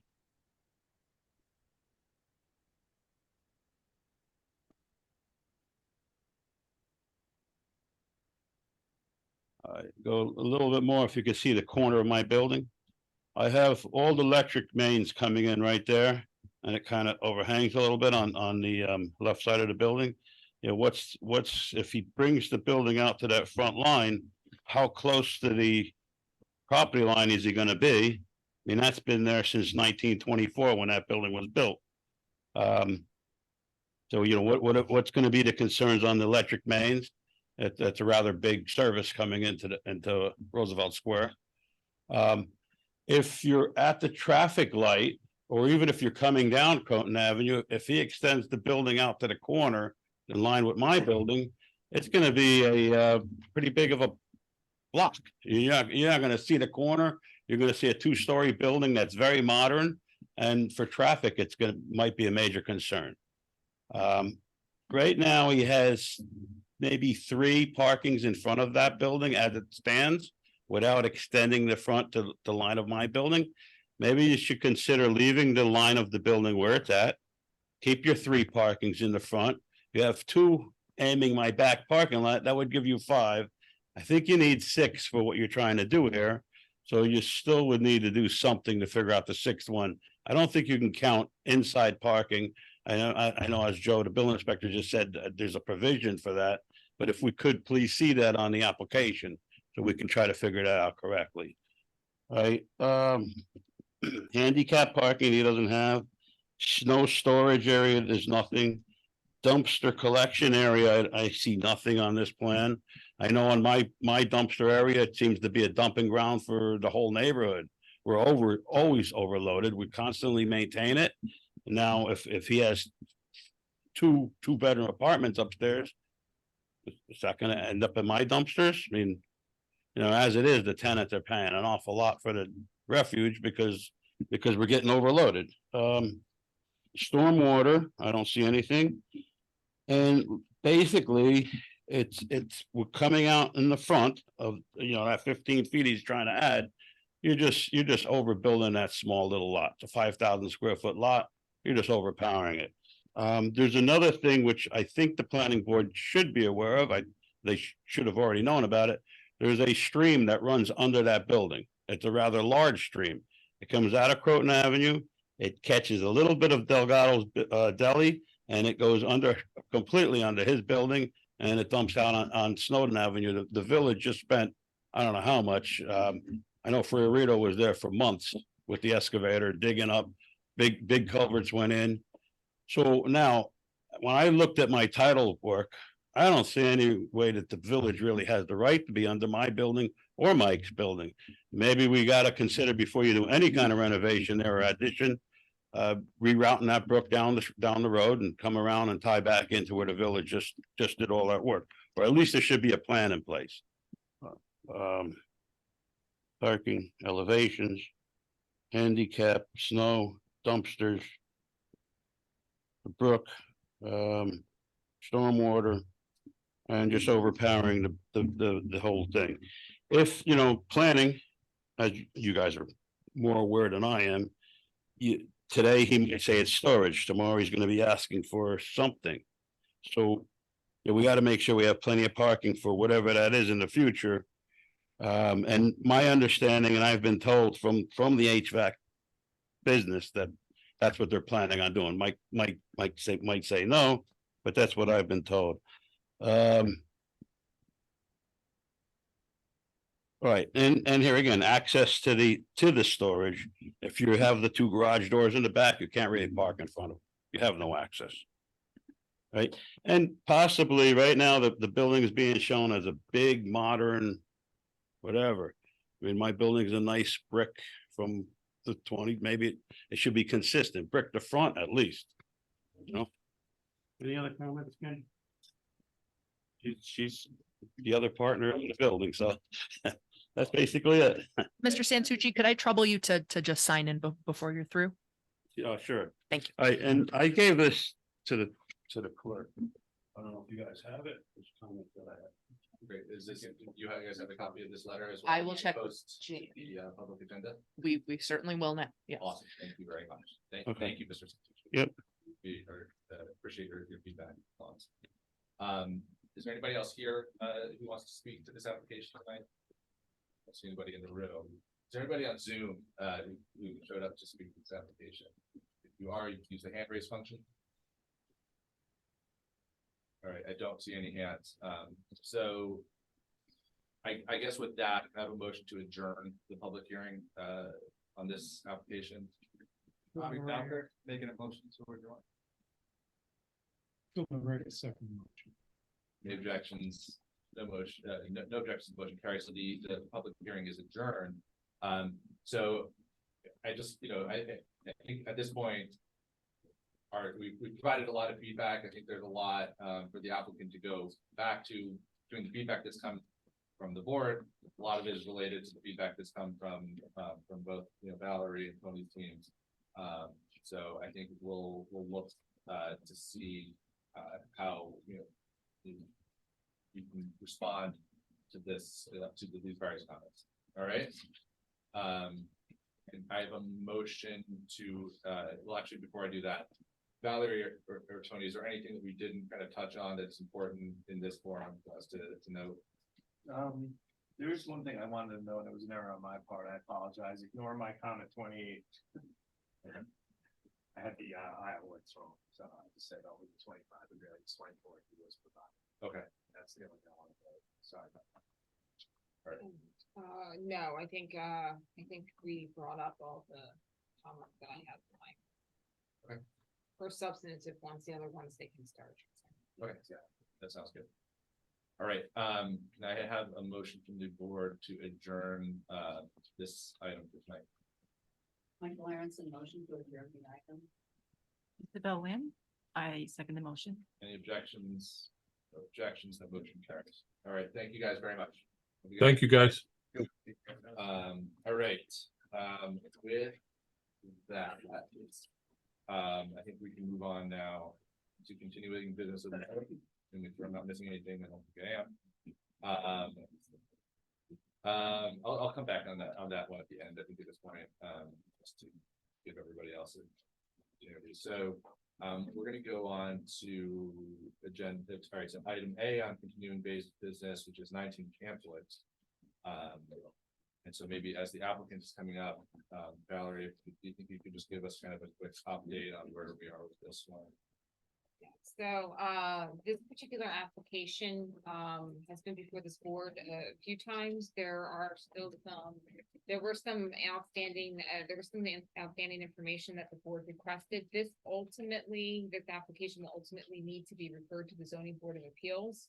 But the board has continued reviewing the site plan, and it was of the opinion that you wanted to deal with the easements and other site plan issues before that referral takes place. And then one other thing is seeker. Ultimately, this will need either a negative declaration or positive declaration. I think this board has been inclined to move forward towards the negative declaration, but there are still some outstanding items, again, dealing with the site plan prior to issuing that negative declaration. And I guess we have the applicant here, so JB, if you want to kind of walk us through the changes that you've made to the site plan specifically since the last time we met. Yes, most of the changes we did on the landscaping plan, and we did a update.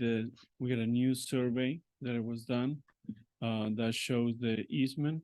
Actually, there is a 10-foot easement along the side of the property. I believe probably we go to the survey, but it's We gonna might be take a while. for a while here. I Okay. apologize. But we did go through the comments from Valerie and Tony. We feel like we're moving forward with the comment that we have remaining. We'll be able to handle those. What we would like to have today, since we resolved the issue with the easement and this new survey, we would like to be able to proceed to the zoning board. Because some of the items in the site plan field will ultimately depend on the resolution from the zoning board. Also, I think the one item that we are not requesting a variance for parking, because we're requesting the board to allow us to use the combined space clause under the zoning code. So that may be the item that we need to discuss tonight. Okay, let's see if we can get this drawing up. Um, I think we're gonna put a new computer in the budget for 2024. Well, again, going through the list of changes that we did, again, we have the new survey superimposed. We did some landscaping and we have some comments from the Kellen sessions about the landscaping, which we will adhere to and for the next submittal, which is changing some of the trees. I guess some of the species we have listed were, oh, I'm sorry. I'm sorry. Sorry, it was Valerie. So some of the species are, we're gonna reduce the size so the growth will not impede into the parking lot. Yeah, I mean, I want to zoom in on the site plan. I want to kind of talk about kind of the progress that's been made with defining the easement. And then maybe get a little bit more clarity on that, because I think there was a. You can zoom in on this one. This is the, I don't know what's Oh. gonna happen if I do. And then. Yeah, we just leave that. Yeah. yeah, okay. I mean, again, from the original plan that was approved in 2019, we reduced the number of units, so we have 5 units. We have 15 parking spaces at the lower level. In total, we need 18 parking spaces between the 5 units and the commercial and retail space.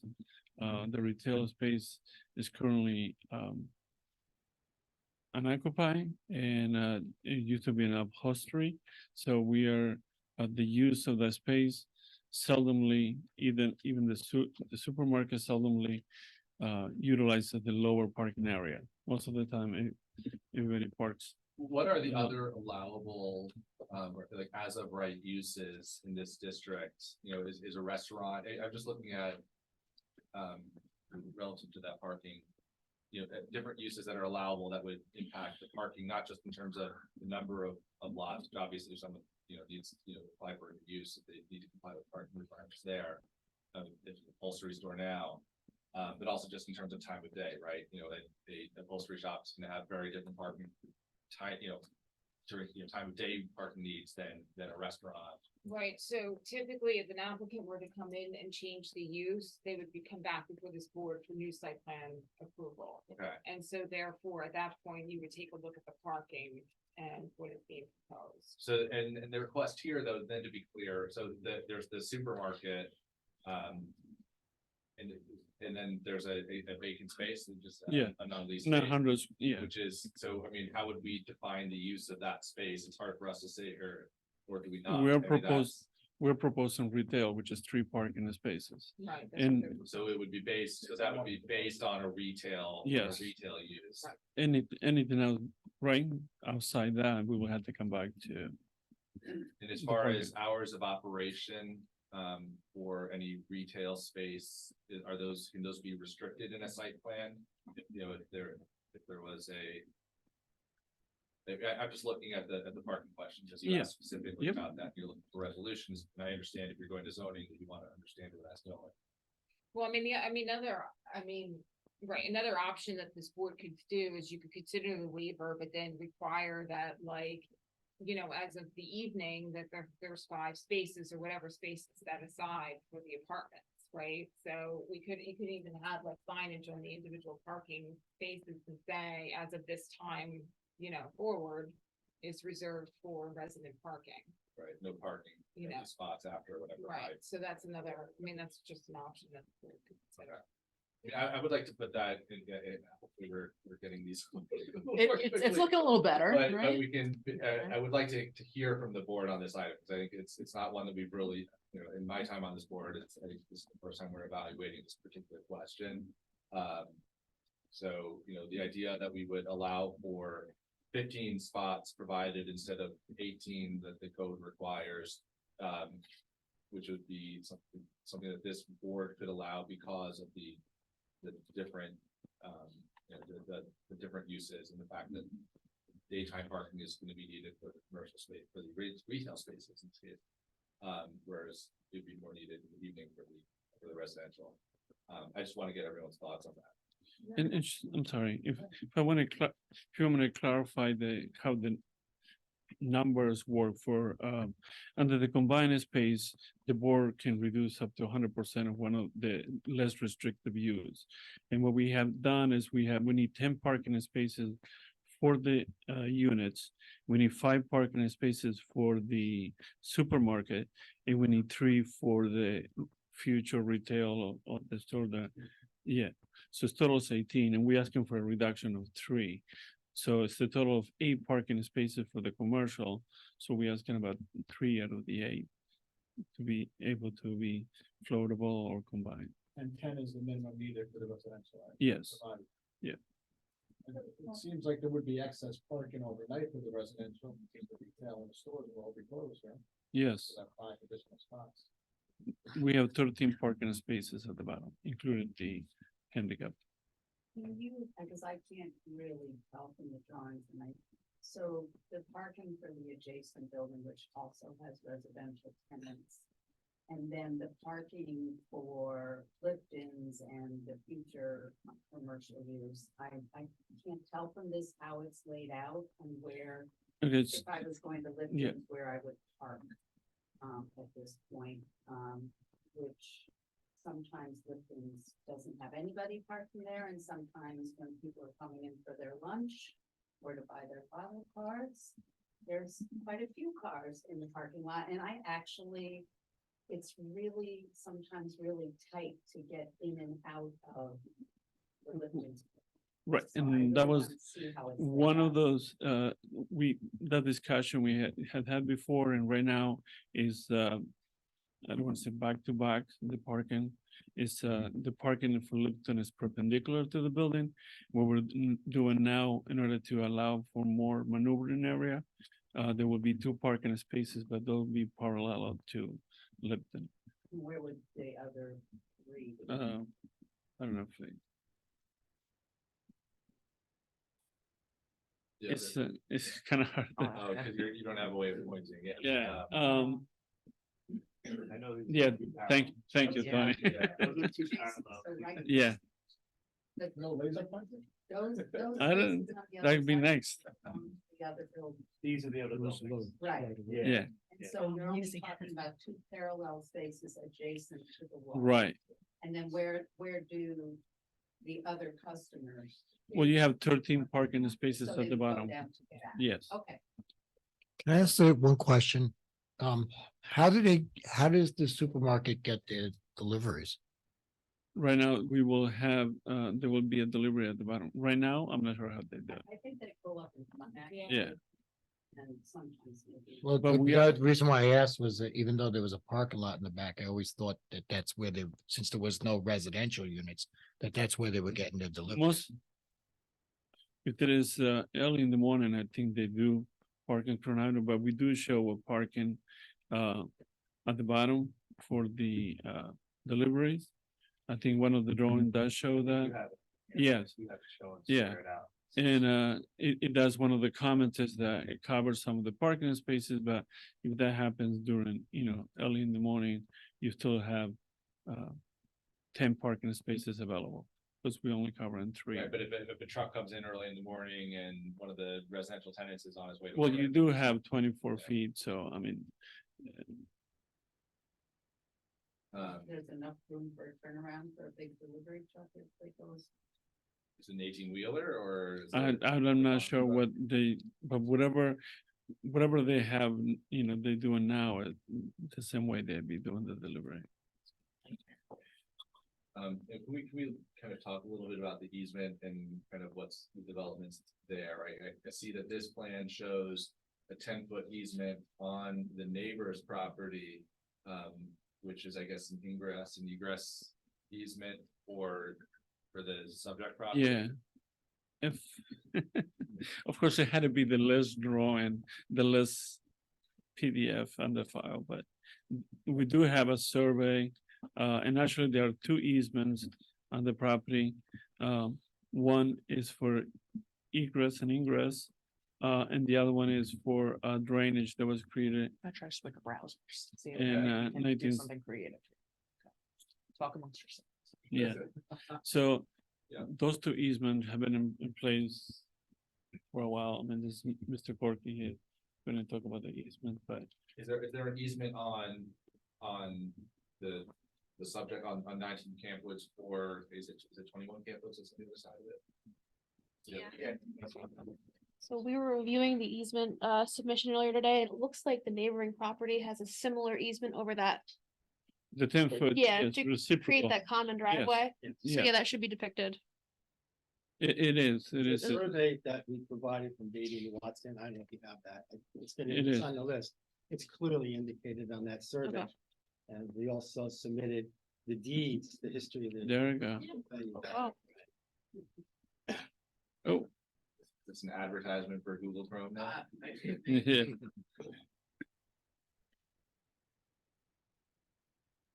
Oh. Bear with me. Share. it's in the corner. You have to make it bigger. What's in the corner? No, here, Yeah, there you go. Help, what? Click that little green thing. Him? Yeah. There you You go. win some, you lose some. I lose a lot. Now you do screen, and then, yeah. There you go. Thank you. Right, I'm very sorry. Where am I going? All the way. I think the survey is the last item. Let me do that. It's certainly.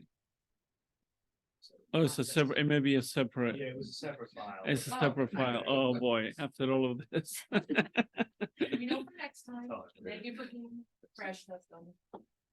Alright, so This is for the drainage. yeah, Drainage goes on the back, but it's still just showing this one. I thought. There's a second one. Right, so this is showing the 10-foot easement on, actually, I don't know whose property is that. yeah, that's showing it on 21. And I think the understanding that we're discussing right now is that there's a reciprocal easement on 19 that serves 21. And that's not depicted on the site plan. No. I think, okay, now I understand you. Asking. So what we're asking, and maybe Taryn, you may be better to articulate this, because your office was looking at this. We believe we identified a second 10-foot ingress and egress easement that more or less aligns, whereas adjacent to the one on the plan now that's not identified. It's to create that common driveway to serve both properties. So I think you should just double check that, and if it is in fact there, make sure that's depicted. So you're saying basically the easement is 20 feet wide. That's what we think we identified, correct? Yeah, I think there's another 10 feet this way on the Okay, 19. that's, We didn't go into 19's easements. We were looking at, we were looking at 19 while I was there. We didn't go into what was involving the neighboring properties because they're not driving over that really. They're driving over the driveway that from, stay with me here. Using 19, you're going to use that easement there. Yeah. Yes. Well, the concern is you have to make sure that if there is a 10-foot easement on 19, that it covers the whole exit driveway. Because 21 is going to use that driveway to exit that. You've got the arrows in and out. So you have to actually supply them an easement to back out and drive out the driveway portion that's on 19, if I said that correctly. Yeah, your site plan is dictating the direction of traffic, right? Your ingress on the easement that you have drawn on your site plan, and the traffic is one way. well, we are, right, we're not changing how the property is being used right now. But 21, I'm assuming that address correct, is, they can access their own property on their own property, but in order for them to leave, they would need to go against the traffic on your side. So that's. If you want to go back to the site. Yeah. I think But the one of the reasons the surveying company took an extra long time was because they were going through all the easements, so surprised that they didn't.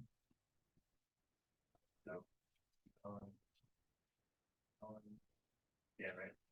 Yeah.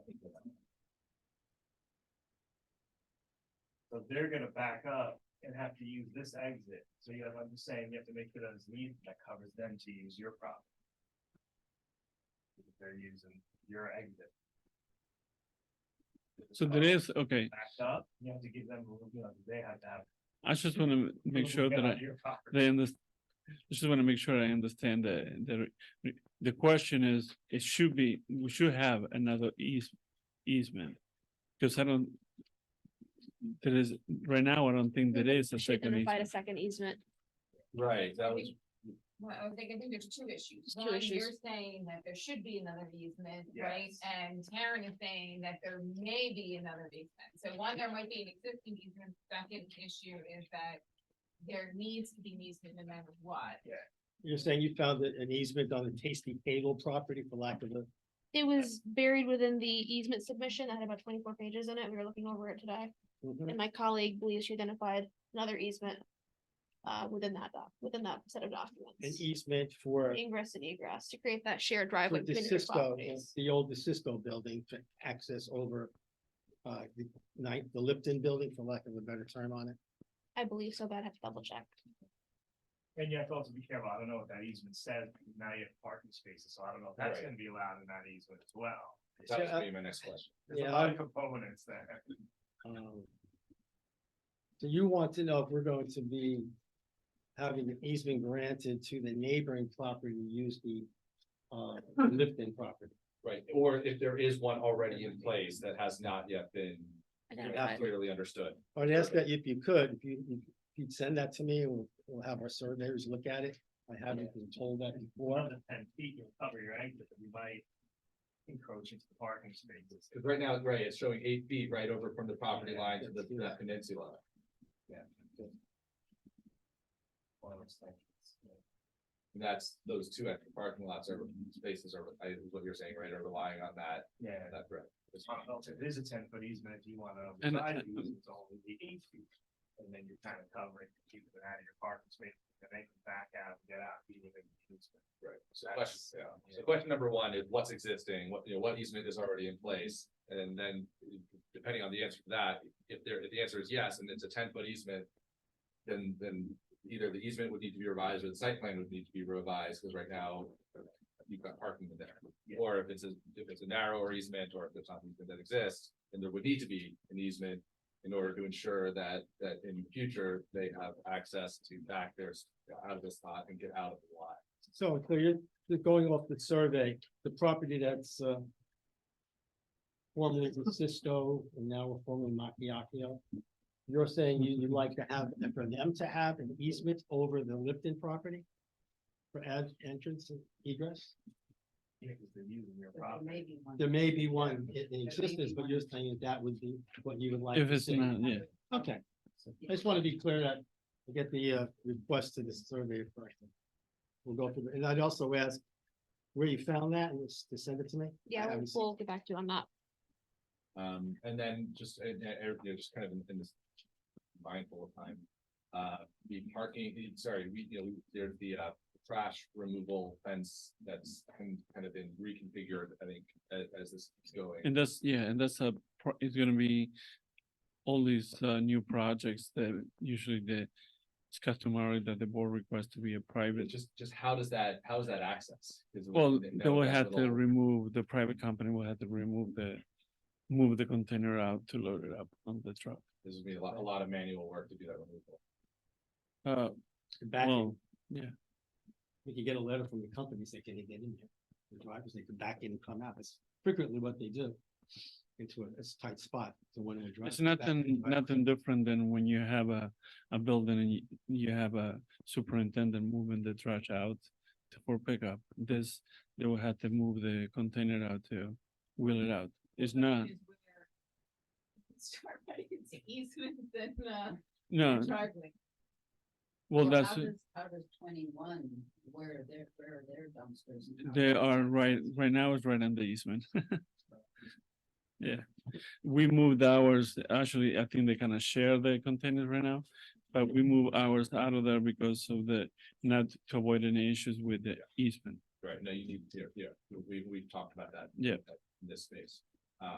But the easement can't be used, I'm assuming, either for the, you know, the trash removal company, they can't be parked in the easement, they need to be on Right. the, non-people can't put it when they do that, which would mean from this image in the parking lot. Yeah. Figure out how to back out. Going back to that existing one that might be on 19, if, I don't know, yeah, if it goes all the way to the back. Right, that issue. right, is that then on an, are you now putting your dumpster in an easement with the neighbor's property? And then If maybe you that's think something about that could be- ingress and egress, that's the back corner. You're not coming in or out back there under any circumstance. Just looking at what the easement is defined, it may require it may Right. require a modification if there's an existing easement. That's Yeah, what but I I'm saying understand. you're not gonna impede ingress or egress by that. I think there may be something to be worked out, Yeah. but I think it's still a question. Okay. Yeah, that other easement, I think specifically said only for egress. Right. That's the issue, so I guess. whatever So that if we other create a new one, we can modify, yeah. Yeah, right. We talked a little bit about the planting, about the landscaping changes. We can kind of look at those, please.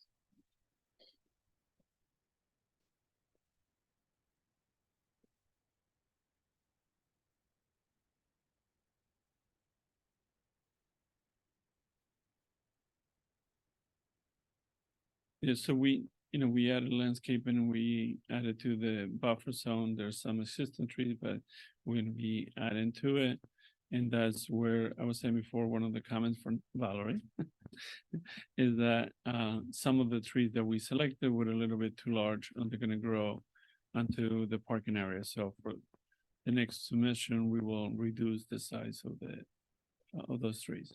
Yeah, so, I noticed the trees I thought were pretty large species, and I had our landscape ecologist take a look at them, so they suggested some replacement and stuff. Great.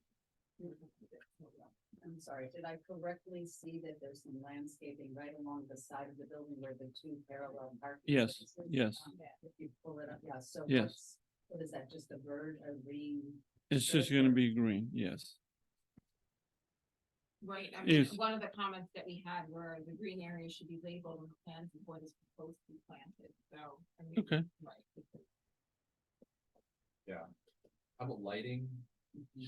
Lighting, we haven't,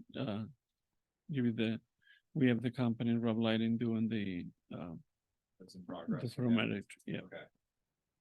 Obviously we'll need to look at that. And then I think this kind of comes back to the parking question, and I'm just wondering if there's too many questions with the easement to even resolve that, because if there's a potential. I guess, Tony, so even if it would, if there was a existing 10-foot easement. Based on the required, back out space, if that 10-foot was able to be reduced to 8 foot, if the neighbors agreed to that, and we would still, there would be compliance between the two properties. Yeah. But that would also, if there's an existing easement, you're asking for a modification, need the neighbor to agree to that modification, so it's not. It's hard for us to, it's hard for me to look at this and not know exactly what that is. But I guess just taking, taking that, the fact that the existing back, that the 8 plus 10 give the neighbors enough space to back out, that these 15 spots, 10 for residential, and then the kind of the 5 plus 3 for the commercial. The original question posed that you guys asked at the top, and we started going around at the top of this, I think having this conversation in the interim has kind of made it a little bit clearer. But kind of taking it back to the question of use and parking, with the site plan as it's laid out right now. I mean, I would imagine that the two parallel parking spots would not be set aside for residential, and the residential would be, I don't know if it would be 5 or 6, we'd have to determine exactly how many spots could theoretically be, flagged off at the end of the day, for residential use only, and where those would be, probably the ones closer to the building. And I guess the handicap spot would not be one of those spots that would have to remain. So just before I comment, I just wanted to get everybody's kind of thoughts on whether we think that for this particular application, that request might be reasonable. I think going down from 18 to 15, considering the retail use there and meet the 10 for the residential, it's in line with what I would expect and what I would accept as well. I mean, I'm sorry, I just have to back to the parking design for a second, because now I'm really thinking about the two parallel spots. If you're driving in, you actually, if you want to face the correct way, you need to go to the parking lot at the back, turn around, and then come up. We did have this discussion Oh, and sorry, yeah, I missed no, we did. And that's one of those, I think they're 10 feet and by 20 feet. So we have created oversized parking spaces, so allows for the maneuver. And yes, and you see the angle of the curve, so. That's also assuming nobody's parked on on the neighbor side there, 'cause that's actually. No, you can. Right now, there are actually people, Yeah, if it's you see, usually full on the yeah, But actually, even in that image right there, that shows the turning radius extending beyond the. yes, we will. I didn't notice that before while I was waiting, yeah, That's another reason. yeah. Right. I have a couple of comments, just based on knowing the site, and I know that 5 units is not a lot of residential, but I do think about what are the pathways for pedestrians? Yeah, from the parking lot to the front of the building, what are those routes look like? Because it is a sea of Well, asphalt okay. there. It's kind of just like coming in, going out.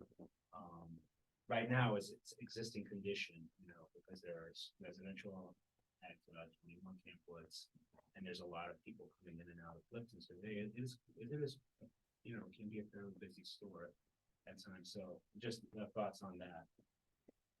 There is a,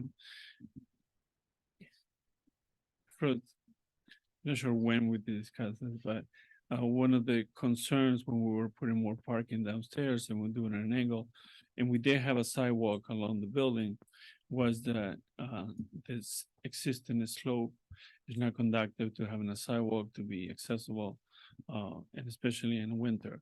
So that's where we created the entrance at the low level through the stairs. So the building has an entrance through campus and also has an entrance at the lower level. Okay, so that's that. Yeah. Are we gonna stop people from walking on the, probably not, but we are giving them they have an option to, yes, yes. But for folks who are using that parking, so those parking spaces are not just residential, those would be. No, it is too. Right, It brings so- you up to campus. So you have to walk, it brings you up to, can we just read Yep. that, yeah, thank you for that. You have to go underneath the building and up to campus to get. How would you enter the store? True, you will have to go out to campus and, You have to walk around. the yeah. driveway. No, you can go out to the sidewalk and then either Can you go just to, Show us that Yeah. route again. You have to, if I'm parking in the back. no, the other, I'm sorry, man. I'm going to the grocery store, I just parked in the back. Where am I going? Right, you can either use the driveway or go through the building, go up the stairs, and it will bring you up to the main level. So that's going to be open to the public. I can't. I'm not sure Yeah. Visualize exactly what. There is that a, has to look like. if you keep going, there we go. So you will come in downstairs and then they will bring you up to, that's one more.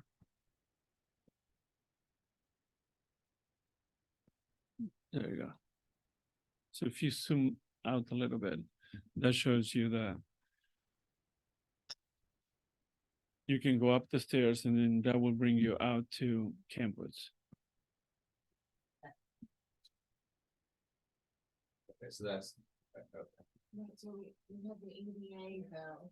Do you have an elevator or anything like that? No, we don't, that was one of the discussions as well. We don't have an elevator now. Because you have that ADA spot.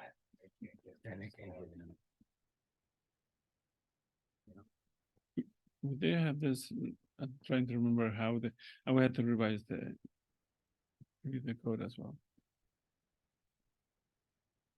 Yeah, so. And how would someone, like. You're walking into a residential building, so it's like the mailboxes. And then I mean, and the ADA issue is obviously a huge one there. Where does that staircase lead on because that's the Campwood side, right? That staircase is on the Campwood side? No, no. That's the back. That's the back. Oh, I see. So he takes you up to that public corridor, then you go Yes. out. Yes.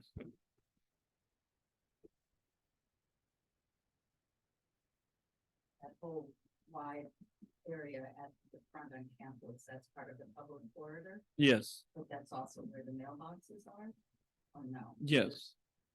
So, You're gonna mix the store use with the residential use? I mean, we can remove, I mean, we don't see it as nothing different than when you have mailboxes outside. I mean, it's a common area. You can use commercial Where's the secure door then for, for the residential entrance? well, what we've done in the past, we can do something as you walk upstairs. For the stairs that go upstairs. But you're still stuck where we were talking a moment ago, where if you're parking in the handicap spot, there's no wheelchair access to the retail space. Yes. Or to the residential. from a security point of view, I'm not sure. That feels so secure late at night. Yeah, but all locked with the mag lock timer on there. Oh, I mean, I guess it depends on how it looks and so. True, yeah. So I just understand. So you're saying if you park in the back, you come up the stairs, you go through the corridor. You go back out the front door to go back into the supermarket? Yeah.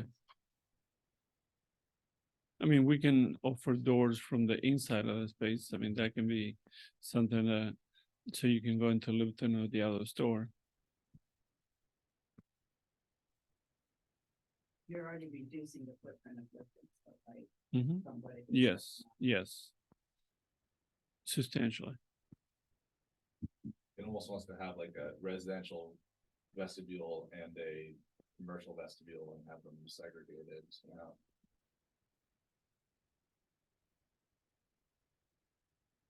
And it's none of this gets around the issue that you know, there's no access, there's no visibility to any of this. Well, Without an the elevator. residential, we don't need accessibility for Right. this number of units. It will be, Understood. but Yeah. the commercial. You don't. there are other, I mean, we have to talk to the owner, we have to talk to the village, the other places. They utilize along the street for a handicap space. No, I'm saying that it's been done in the past when that's utilized. So you're saying you have had a Yeah. designated spot on Yeah. the street, which. Spots on the side of it. And Which would also then take away parking on that street as well, but it's, you know.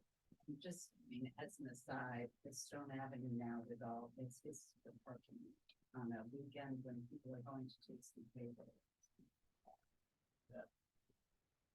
Very crowded, that whole corner, and it's a blind corner, even though they've carved out a no parking zone, people still park in it. So to take this back full circle, I think these are questions that need to be, we need to get kind of concrete answers to them. Both in terms of what the code is, the code requires for these spots and kind of how they might be reflected. In, if needed, any changes or adjustments to the site plan. We talked about obviously the easements, we have a lot of just clarity that we need to have and potential modifications to those easements. And then all of those play into the various, everything that we're going to place into the variances that you are looking to get opinions on from the zoning board. Of course, the zoning board can't make any determinations until we've issued a neg deck. Right, but I think at this point, it sounds like you want more responses before you're considering the referral. That's what I'm thinking here, so. but that's, you know, it was actually, I think, a productive conversation to that end. I think that I think we've identified all the final questions. I think we've had to go through this process to get to this point, unfortunately. I know it's frustrating, but you know, there's kind of a lot going on here. I think, do any board members have any questions? Otherwise, I want to move this kind of through the public process and move forward. No, all right, no other board questions. Can I have a motion to reopen the public hearing on this application? Maria, motion to open public hearing. Isabel Wynn, second the motion. No objections, no objection, motion carries. Is there anybody here for the public to speak to this application tonight? I don't see anybody in the room. If there's anybody on Zoom who would like to speak to this application, you can use the hand raise function. And I don't see anybody. Okay, so can I have a motion to adjourn the public hearing? Bobby Bowker making a motion to adjourn the public hearing. Isabel Wynn, I second the motion. All right, any objections? No objections, motion carries. The public hearing is adjourned. Okay, so I think that we've given you guys kind of the clarities that you need. Yes. I think we've had a productive conversation on the parking. Hopefully that's helpful for you to have had that parking conversation and you know more or less where we stand. Though it's all subject to these other concerns. Tony or Valerie, is there anything that we didn't touch on that we needed to? Okay. Any other questions? You good? All right. Can I have a motion to adjourn this application? All right, Talbot, second.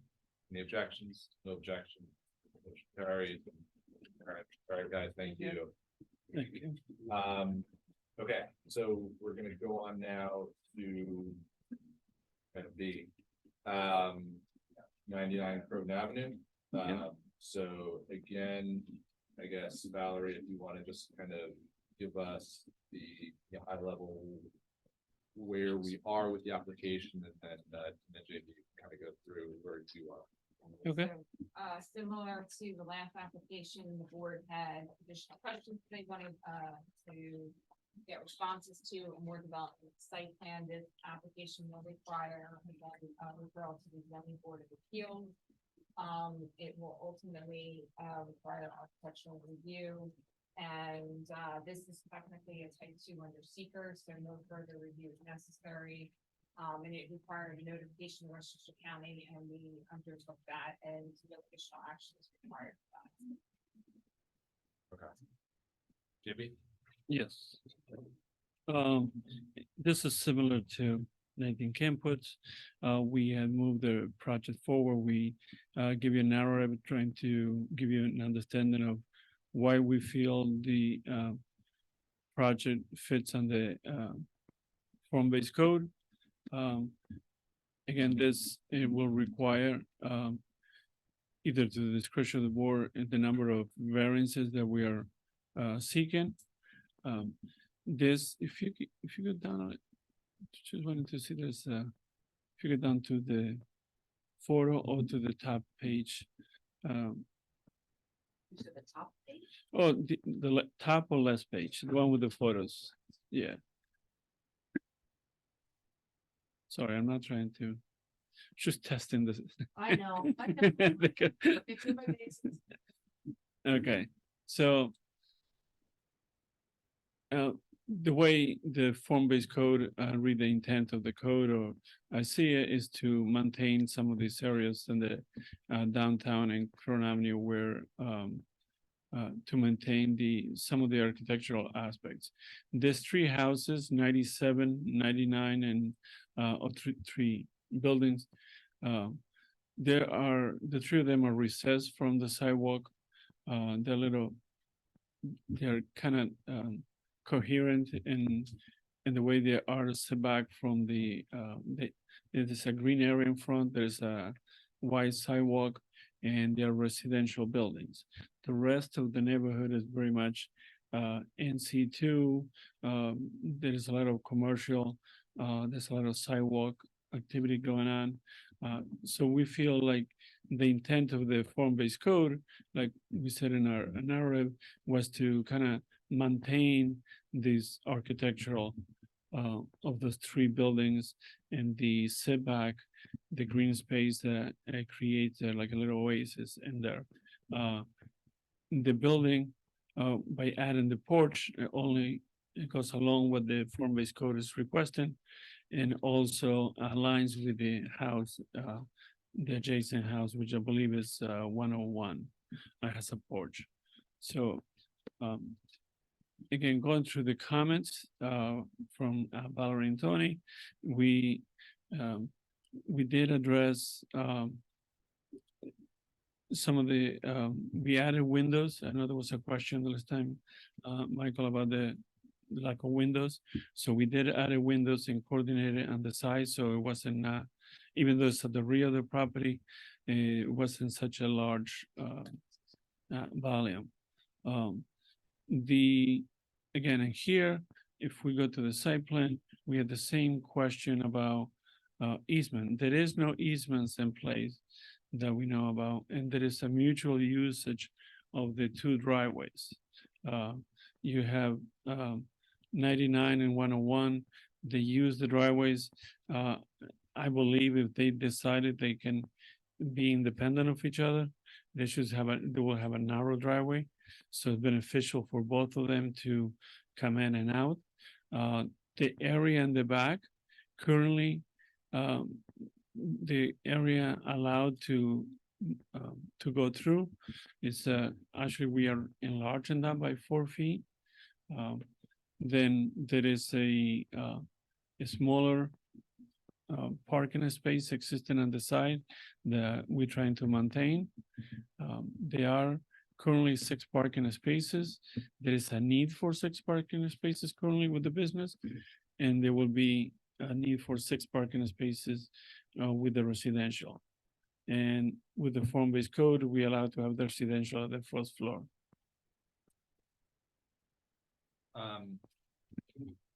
Yeah, so can we just talk a little bit about, and Tony, I'll ask for your kind of input on this as well, but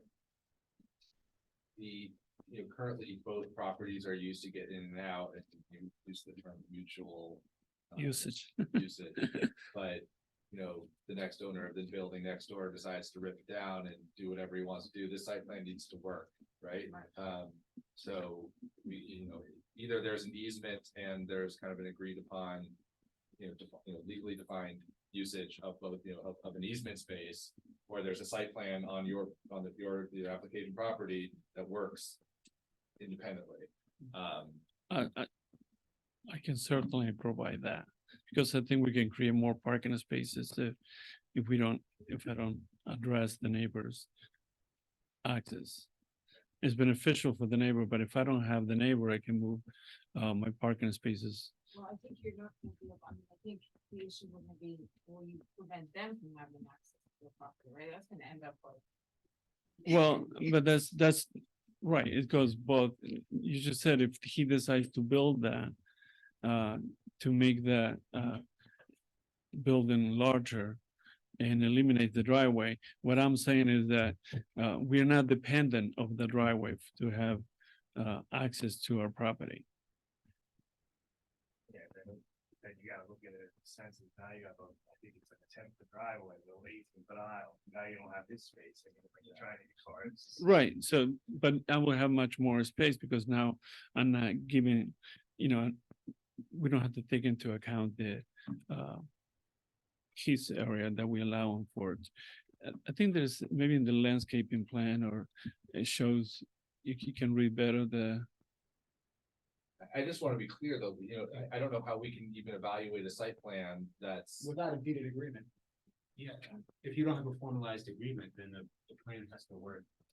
That's what I'm saying. Okay, we will. Yeah, so you get a deeded agreement. Mhm. Or we can make it work without Without it. it. I know we spoke about it last time, but I'd love to see what's going on his site, on the site plan as well. Just to see where his parking is. If you do the aerial, he's got a parking lot back there. If you can zoom in on the On what? on the aerial photo. There. Yes, he's got parking over here, And you got these blocking that. So I wanted to see how that's all working. So is that driveway entirely on the 99 side? Yes. Oh, Oh, I see. no, This one's on, what is it, 101? 101, Okay, got yeah. it. That one's on 101, this one's on 99. Right.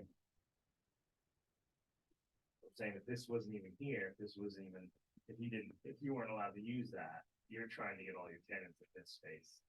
yes. If that driveway was there, that's what you're saying. right? That couldn't be considered a right of way then. A right of way. No, What about the building on the left? I don't know the address, but do they use? no, that? they do not, they do They not have no use. parking or?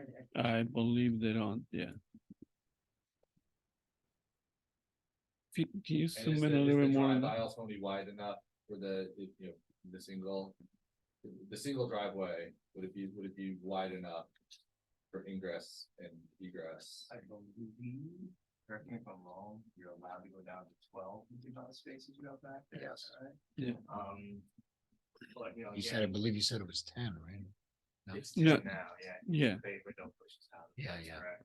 Right. And the other concern is you only have an 18-foot aisle between the garage spaces backing up and your other space, that, you know, that you have to have 24. Right, so that was one of the variances that Yeah. we were requesting. Just for now, I think it's less. So go ahead. No, I was gonna say that's the reason I kind of want to see where his spaces are, because I'd like to see what this is. Because now he has to back out and use this space.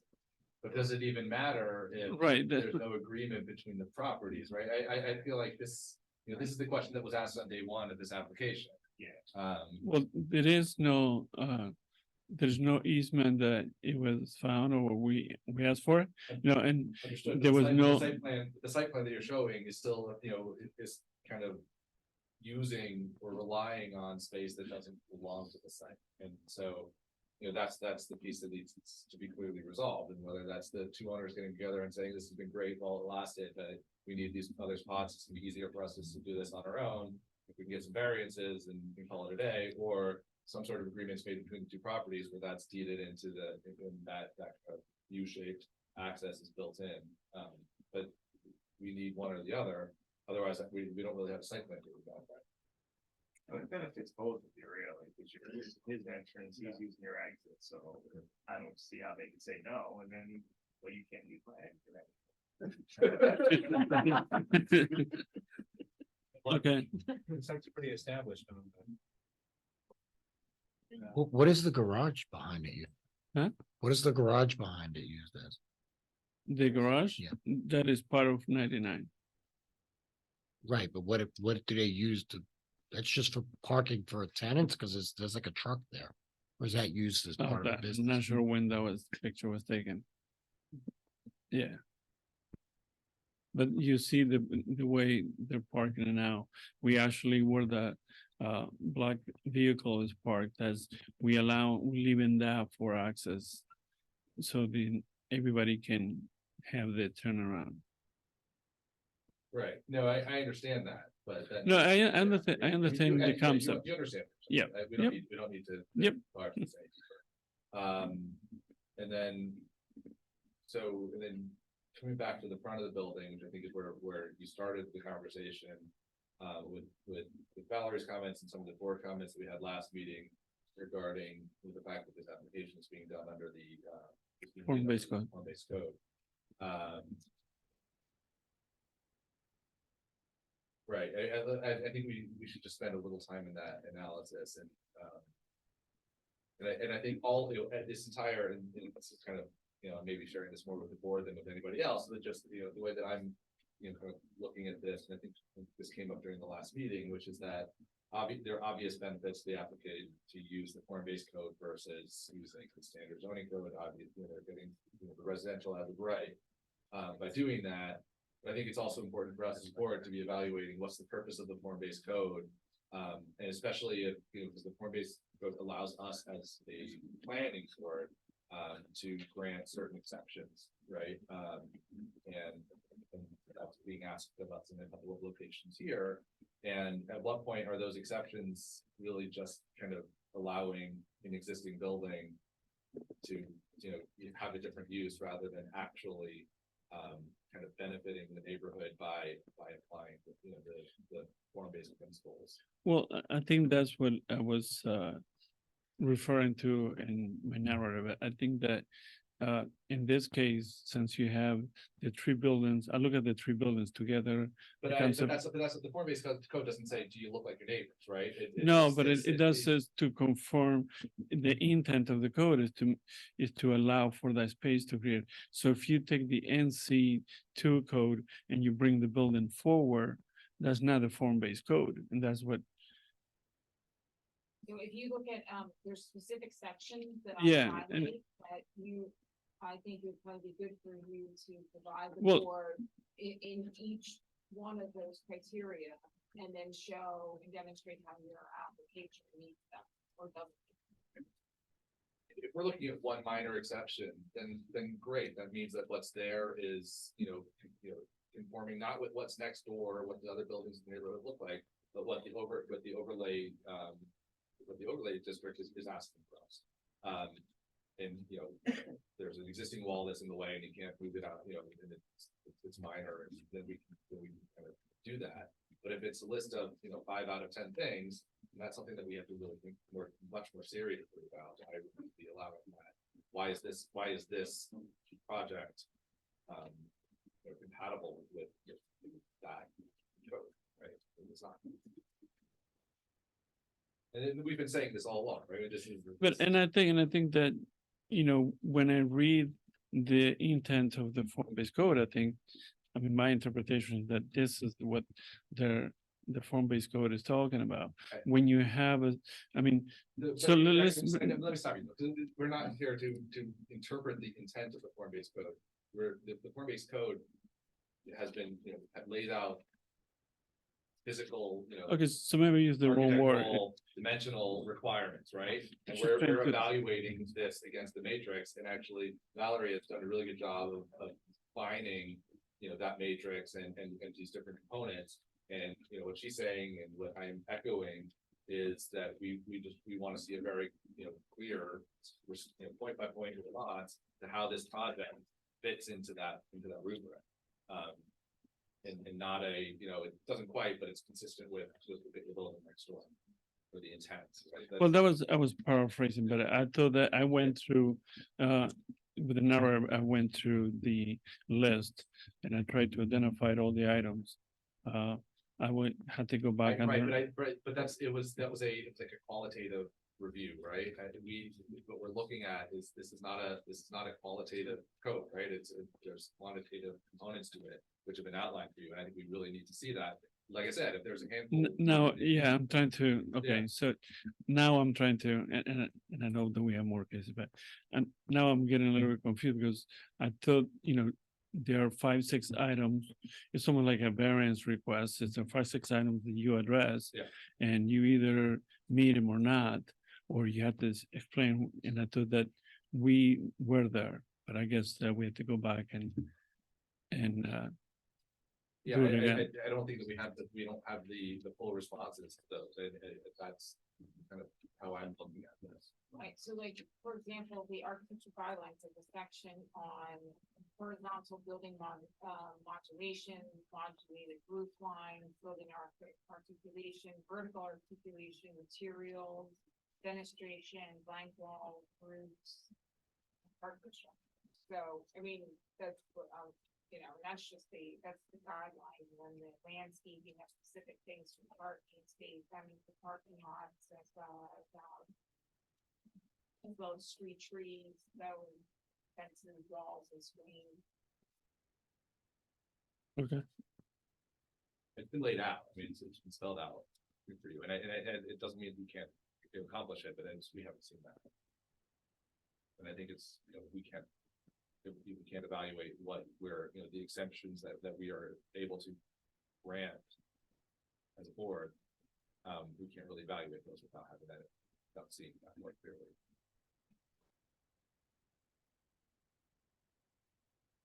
Okay.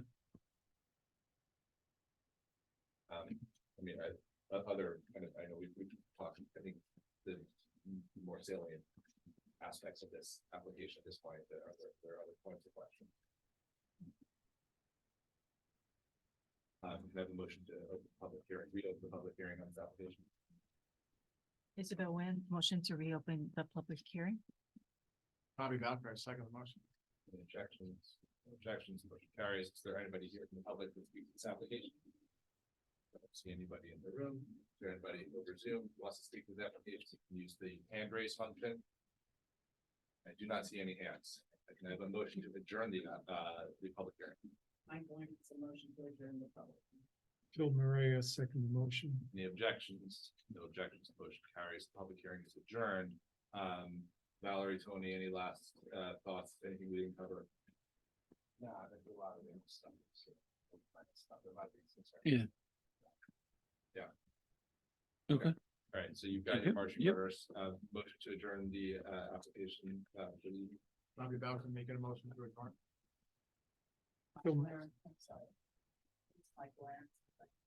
Any objections? No objections. That motion carries. This item is adjourned. We're gonna move right along to item C of new business. This is planning board 11/2023 VAR 09/2023 for 142, 144 South Highland. This is the Popeyes restaurant application. And again, I'll just ask Valerie to give us a high level before the applicant presents where, you know, the work that they've done since we last saw them. So, this application is a type 2 under seeker. They did require a county notification that was sent. This application also requires the Board of Appeals, to still have 2 applications. Once you feel comfortable with this application, you can refer it over to the zoning board. The applicant did have a number of outstanding comments that they did address. I think one thing is that a traffic study has been submitted, and we did receive comments back from the traffic engineer. No, Not yet. this one No. just came in Right. and we forwarded it over, so they are. Right, so that's one thing that's still outstanding, so that might be something that you might want to consider when determining if you're gonna refer it over to the CPA. Okay, great. Good evening, Mr. Chairman, members of the planning board. My name is Clifford Davis, 200 Mamaroneck Avenue, Suite 602, White Plains, New York. We last appeared before this board on May 23rd, 2023. As Valerie stated, we tried to address many of the concerns raised by NPV and Kellard Sessions, and I think we've done so. We are still waiting for some comments from the DOT. And I don't know when that's going to come. The property is approximately 0.36 acres. We're going to greatly improve the appearance of the site. We're seeking a drive-through with signage. There was a note about saying, what are the hours of operation? I advised the board last time what the hours that we were seeking. So I'll just remind the board, we're seeking hours of Sunday to Thursday from 10:30 a.m. to 11 p.m. and Friday and Saturday from 10:30 a.m. to 11:30 p.m. The code at section 270-26F3 states that the hours of operation of a drive-through are from 8 a.m. to 10 p.m. unless otherwise negotiated. So we're hoping that you can accommodate us on those hours. I just note that the nearby McDonald's, they have hours from Sunday to Monday from 7 a.m. to 8 p.m. And their drive-through hours, I understand, are from Sunday to Monday, 6 a.m. to midnight. So we would actually be having less hours than is required by the code, but they're different hours. So we're seeking 5 variances. Doesn't sound as bad as it sounds. One variance is the 2 feet in which right now there's a presently existing driveway, which is shared by the 2 different businesses so where we need 2 feet because we're too close to the property line. And there's an issue as to whether if the variance is granted, we'll get an easement to be able to use that. The other four variances that we're seeking deal with signs. And so the code permits signs on 2 facades. Popeyes operates their normal protocols with 3 signs. We don't think that there would be any impact to the community. The way the signs are basically done is it's painted on. And then I believe there is some lettering, but it's not very intrusive. It's not like an overhanging facade. And recently the zoning board had approved at 20 Main Street, Here Coffee. That was an application for a sign variance, and they needed an additional 166.28 square feet, and the board approved an almost 300% variance for the signs. So I just want to correct something. We corrected it in our revised memo from Phronesis, but as to the three sides, on the principal facade, 71.75 square feet is permitted. We're seeking 74.01 square feet. So we're only seeking a little over 2 square feet. That's set forth on NPV's memo.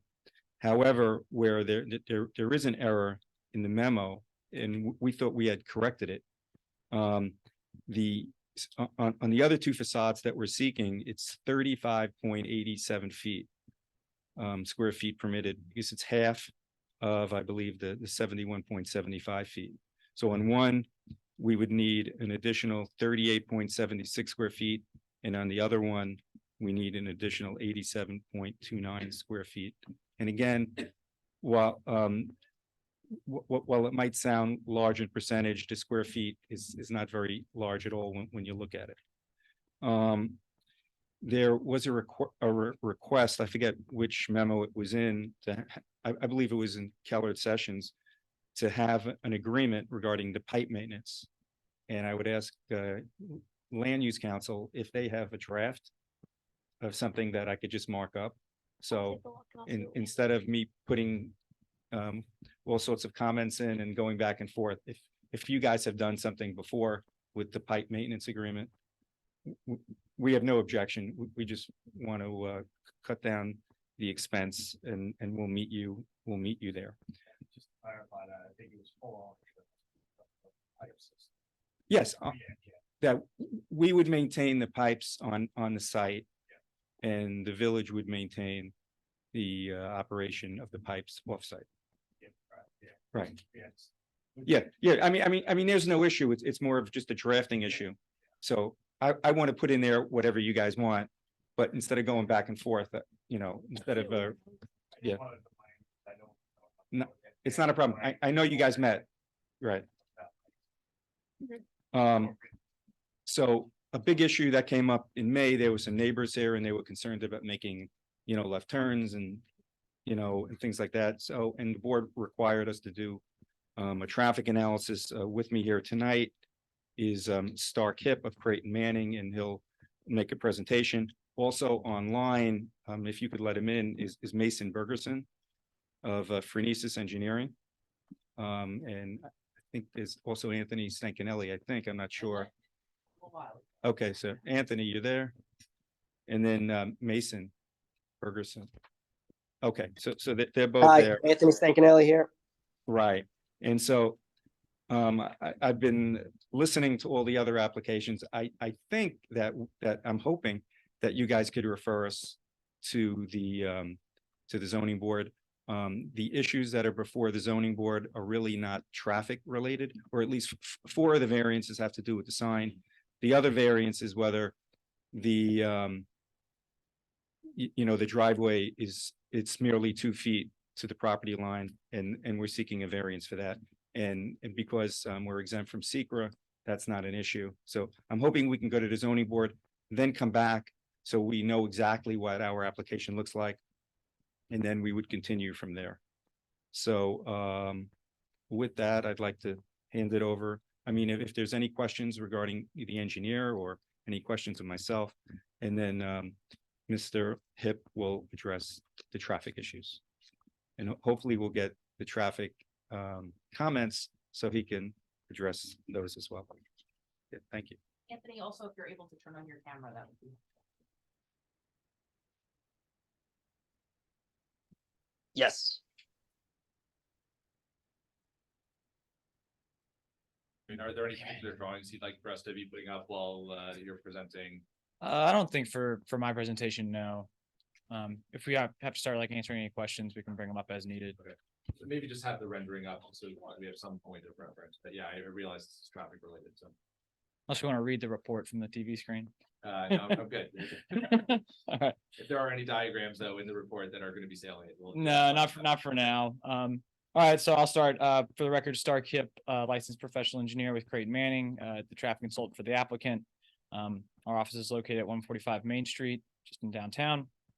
As council indicated, we prepared a traffic study for the application, which consists of a 12-seat, 1,990 square foot Popeyes, with drive-through. The study we prepared looks at a design year of 2026. We collected traffic volumes at neighboring intersections, specifically Rockledge and Acker Avenue, including at Acker, we collected the traffic volumes at for the Highland Terrace driveway. We forecasted those traffic volumes to 2026 using just a general background growth rate. And we also took into account other developments along Route 9 or along South Highland Avenue, same name, that could contribute traffic to the roadway. Specifically, those included the Taco Bell that's currently under construction and the potential Capello's auto repair shop that's just south of that, actually. Just to make note, we didn't include the 7-Eleven counts that are there because it's there now and it was there during our counts, just to clarify that. So then once we have our forecasted volumes, we came up with our trip generation for the site. Usually you use the Institute of Transportation Engineers, so industry standard publication. But for this, we actually studied a comparable Popeyes to develop unique trip generation rates that we then applied to this site. Again, I think it's important to note that the trip generation rates that we came up with were actually higher than the trip generation rates that are published by the ITE for a comparable use, which is a fast food with drive-through and walk-in. So then in summary, we apply those traffic volumes to the roadway network with the forecasted volumes as discussed, and the level of service changes that we see at the intersections, there's no significant impact to the roadway network. You're actually seeing about a 3 to 6% increase in traffic with our project. And then in regards to the discussion about, I know, given the public's input regarding the Highland Terrace, we did focus on that intersection in our study, and we found that between what is, we call it no build, which is the future without our project, and then build, which is the future with our project, you see an increase in delay on their approach of about 3 seconds, which is just generally imperceptible to most drivers. So I wanted to highlight that because I think it's always important to highlight addressing the public's comments when it comes to that. Can you just describe that metric a little bit? Yeah, so level of service is a metric that's used to convey how an intersection is operating. It pertains to delay and capacity, but generally just delay experienced by drivers at an intersection. So at a signalized intersection, I believe it's broken up into letter scores A, B, C, D, E, and F.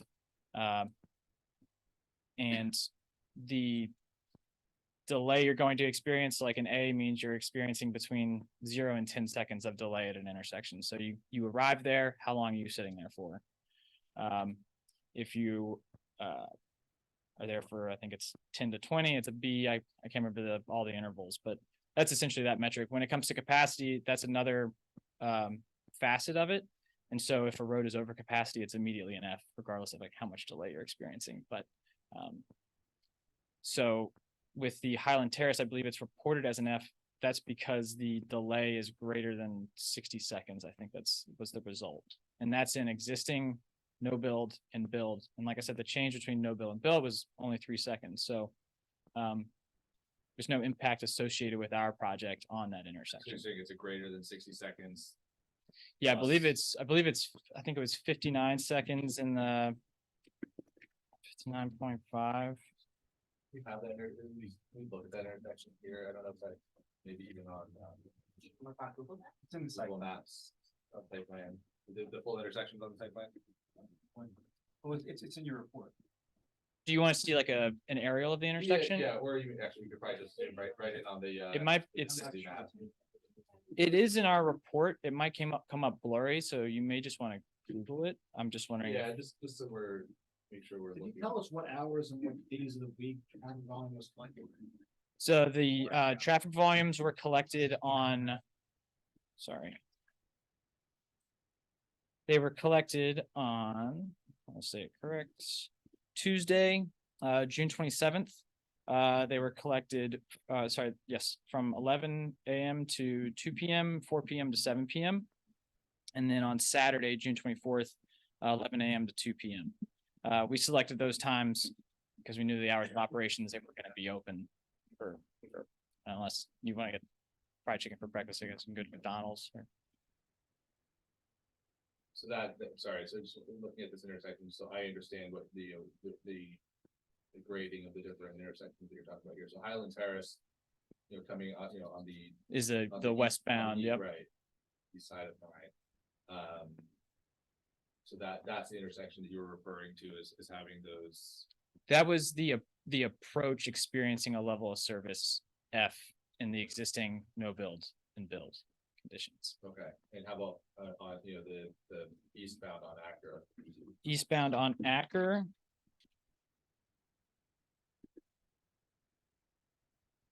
Currently experience at most a level of service C that's occurring in the evening PM, with the greatest change again occurring also in the weekday PM, between no build and build. It's less than 4 second increase. It's 3.4 seconds. What was the volume 4 to 7 p.m. on Tuesday? The car count. 4 to 7 p.m. like the Yeah. total in 3 hours. I couldn't tell you that. I can tell you what it was during what we call the peak hour. Yeah. So we identify the peak 60-minute period over that 3-hour study period. And you're asking, just so I'm clear, what volume are you asking for? Tuesday. But for like what, like along Route 9? Oh, yeah, right on the 9. Just busiest time of day, right on the 9. Yeah, so from 4 to 7, the peak hour, I'll tell you what the peak hour was. It was.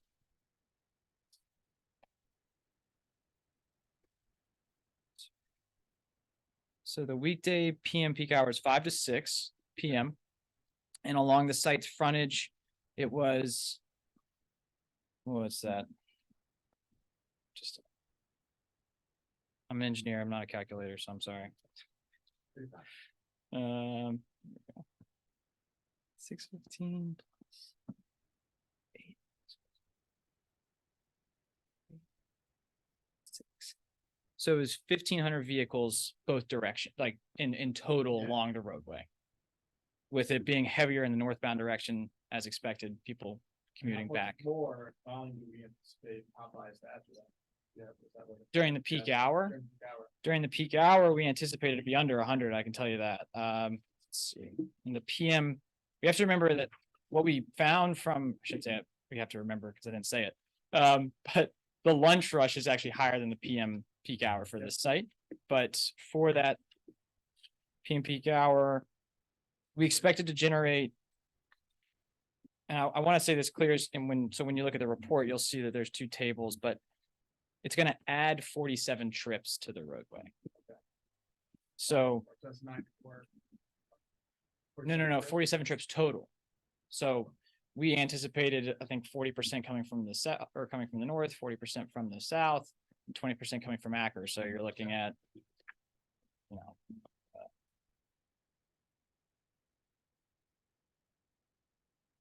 looking at about 8 coming from the north, 14 coming from the south because we account for 6 coming from Acker. Acker and Spring Street, or 5 coming from Acker, sorry. So a lot of these, a lot of what you're describing are the impacts of the volume of cars that are coming to and leaving, that are using the restaurant. I think one of the concerns that I saw was that volume, but it was just the proximity of that exit to Acker, the proximity to that intersection that we're looking at right there, because now we're effectively adding another outlet onto Route 9. It's right next to Acker, opposite Highland Terrace. So to what degree does that proximity of this exiting vehicles play into, or impact people who are already using those two intersections? So I'll say that it's not a new access, because they're actually going to be reutilizing the existing access that's shown there. You kind of see like a red car, like that'll be the drive-through exit. See the red car that's on the roadway? Yeah, there you go. Yep, thank you. So there's not that there's going to be a new conflict point on the roadway. As far as the left turns coming out of Highland Terrace, I think there was 6 left turns in the PM peak hour. So you're talking about a car every 10 minutes. You have, I think there was 5 right turns. So as far as their interaction with each other, I don't see there being a huge change in how it's currently operating, other than the fact that just recently, I mean, since we did the study, that site was vacant, but it's not a new conflict point on the roadway. There's not a new one, and there's nothing closer to Highland Terrace from this site. So I don't think there's a change really in how it'll operate as far as where the access is located. I think it's also something the DOT is gonna be looking at too, because of the intersection is so close. So. Yeah, the DOT does have offset guidelines. They have a policy for access design. Thank you. This is helpful. I know this is difficult stuff to walk through people like us. So really, it's showing that Popeyes are showing a 10% increase in traffic, right? If it's 1,500 cars in that 3-hour period, you've seen 500 per hour, right? 47 additional trips, 5 to 6, like a 10% increase in traffic. 500. It's 1,500 vehicles in 1 hour, and you're adding 47 vehicles to the roadway. Right. And I think it's also important that this presentation is important, but we have about 3%. A village retained consultant who's now just going through this documentation that came in too late. So I think it's important for us as a board to get that feedback, just to kind of ensure that we have, a professional who agrees with Absolutely. the findings and kind of walk us through them as well. Does the Route 9 diet study have any impact here or not? Maddie asked that, and so what I provided 2 things. One, that the Route 9 study is far enough North. away that by the time the cars get down there, a lot of that, any impacts would be diluted. But secondly, when they go through and do final design, they will most likely ask us to identify any new construction in the pipeline along Route 9, so they would incorporate that into their final design. So it's kind of like, it'll be a little bit of both, but I don't, and if you recall, the Route 9 road diet will actually reduce the lane up, further north, so. North of this Cedar. Right, so this Cedar's where it already, starts. these lanes are already reduced, and it should start. Right, so.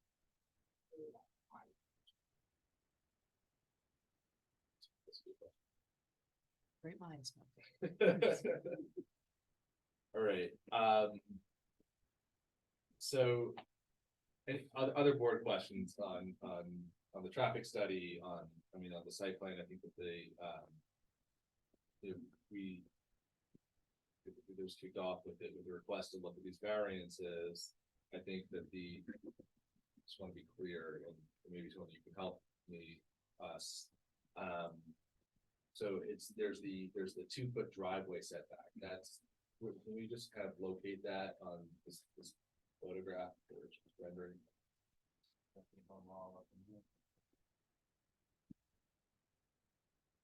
You want the driveway? Yes. That's the driveway. Okay, Anthony, is that correct? Or Mason. Yeah. You're Kellerton in session.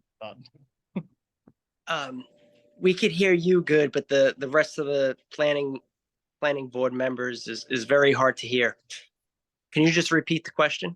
Yeah, if you could just identify the 2 feet north driveway which were, too close to the property line. What would that Right, be? so it's an existing condition. It's that existing driveway right where your cursor is now, to the right. Right. So there's 2 feet existing that's paved onto onto the neighbor's property. The neighbor actually has a little bit of a retaining wall there. And the property line is, 2 feet over past that retaining wall, and the current driveway is using it.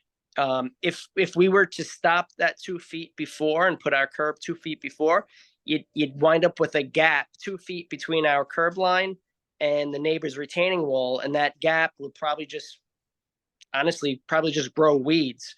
So it's an existing condition. There's no safety issues with it. There's no no negative effect of keeping that existing condition. To clarify, they're showing landscaping there right now. Yeah. So right now, this is not there. There's a fixed existing wall behind it. This is all asphalt driveway right now. So I think they're proposing, correct me if I'm wrong, Anthony, to keep that all just asphalt. But Correct. Your rendering is showing a landscaping there, so it's kind of confusing. You're showing a curve there with landscaping. Yeah, that was our landscape. That was our architects making it look pretty. I think a better view, if we have Google Earth or something, you could see the existing condition there. And drop it like right by the A. Yep. Yeah, look at the yellow guy in the bottom right hand corner. Yes. There you go. Turn right. Yeah. Turn right. I just saw that retaining wall. See? Yeah, it looks like, so there is a little bit of a buffer there, which is probably, it's a flag wide. Is that 4 feet wide? I don't know if you can hear me. How wide is it, Anthony? Like that existing grass buffer? Mason, do you have the survey in front of you? You could take a measurement. Yeah, I'll pull it up right now. I mean, it's the size of that sidewalk, so it's Like a that's 4 foot probably flag, 4 or right? 5 foot. That would be a good guess.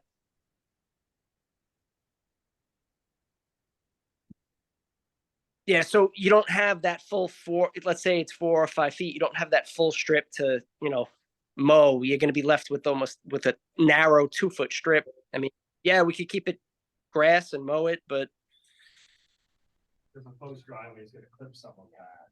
That's showing wider than what is being proposed, but they're gonna use some of that space for the driveway. You go on the site. Right. I'm wondering why you would want to get a variance to put the driveway all the way up against the retaining wall versus, maintaining a small green buffer. So that cars. well, if you look at if you look at the site plan, we were really tight for we wanted to keep the 24-foot drive aisle and the minimum 18-foot stalls. We can do it. The reason why we chose not to, if we do it, we have to. So right now we're asking DOT for, a letter of, we're not doing any curb cut work, right? We're not doing any work within the right of way there. We're not changing the curb cuts. We want to keep it. If we do move that over the 2 feet, we can do it. But then, we're doing some road work now. We're redoing curb cuts. We just felt that it was, there's a curb cut right there already. It was a little bit unnecessary to, move it over just for the 2 feet. All right, so then the reason that you're asking for for us to refer this as a variance to the zoning board is not because it's quite an existing condition, but because there's an existing curb cut in order to get your 24-foot drive aisle centered on that curb cut. It just seems like what was being described before didn't really make sense, but.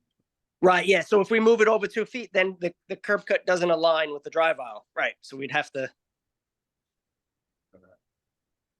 All right, that makes a little bit more sense. Okay, so then, as a board, do we have any thoughts on, it's just the 2 variances. It's, it's 5 variances, but the 4 sign related and the one, it was clearly articulated earlier. Okay, so, just, just anybody, does anyone on the board feel like, let me take a step back. I mean, the driveway issue, I think we just defined do we expect any feedback from DOT or from the traffic study to impact that? Well, I mean, if it does, then at that point, then they would come back, they would have to Right. go back to the ZBA. Right. It's their- Right, but there's nothing intrinsically, that we would expect to be changed by that review. No. Okay. Okay. And we've spent some time on the site plan the last go around, so. I think it's reasonable based on where this is to at least get that feedback, because we're gonna want that feedback as well before we can even, kind of finalize anything, from a site plan perspective. Okay, any other board comments? We have a motion to reopen the public hearing. Isabel Wynn, motion to reopen the public hearing. Michael Aronson, second. Any objections? No objections, the motion carries. We're in a public hearing. Is there anybody here from the public to speak to this application tonight? Don't see anybody in the room. Is there anybody on Zoom? You can use the hand raise function if you'd like to speak. And nobody is using the hand raise function, so there's nobody here from the public to speak. Can I have a motion to adjourn the public hearing? So Maria, motion to adjourn. Michael Aronson, second. Any objections? No objections, the motion carries, the public hearing has adjourned. So, I feel like based on the conversation we've had, I think a ZBA referral, for the 5 requested, variances would be appropriate, if the board agrees. We have a motion to make the zone. Bobby Bowker making a motion to refer to ZBA. Isabel Wynn, second the motion. All right, and we'll do a roll call. Michael Aaronson. Aye. Robert Bowker. Aye. Eric Talbot. Aye. Isabel Wynn. Aye. Bill Maria. Aye. And Chair Ruin. Aye. Very good. If I could just ask Yes, you one can. question, if I could ask the building inspector, if we could have an updated denial letter? was requested because. Requested because it was under the understanding or someone had said that thought it expires, that the referral letters don't expire.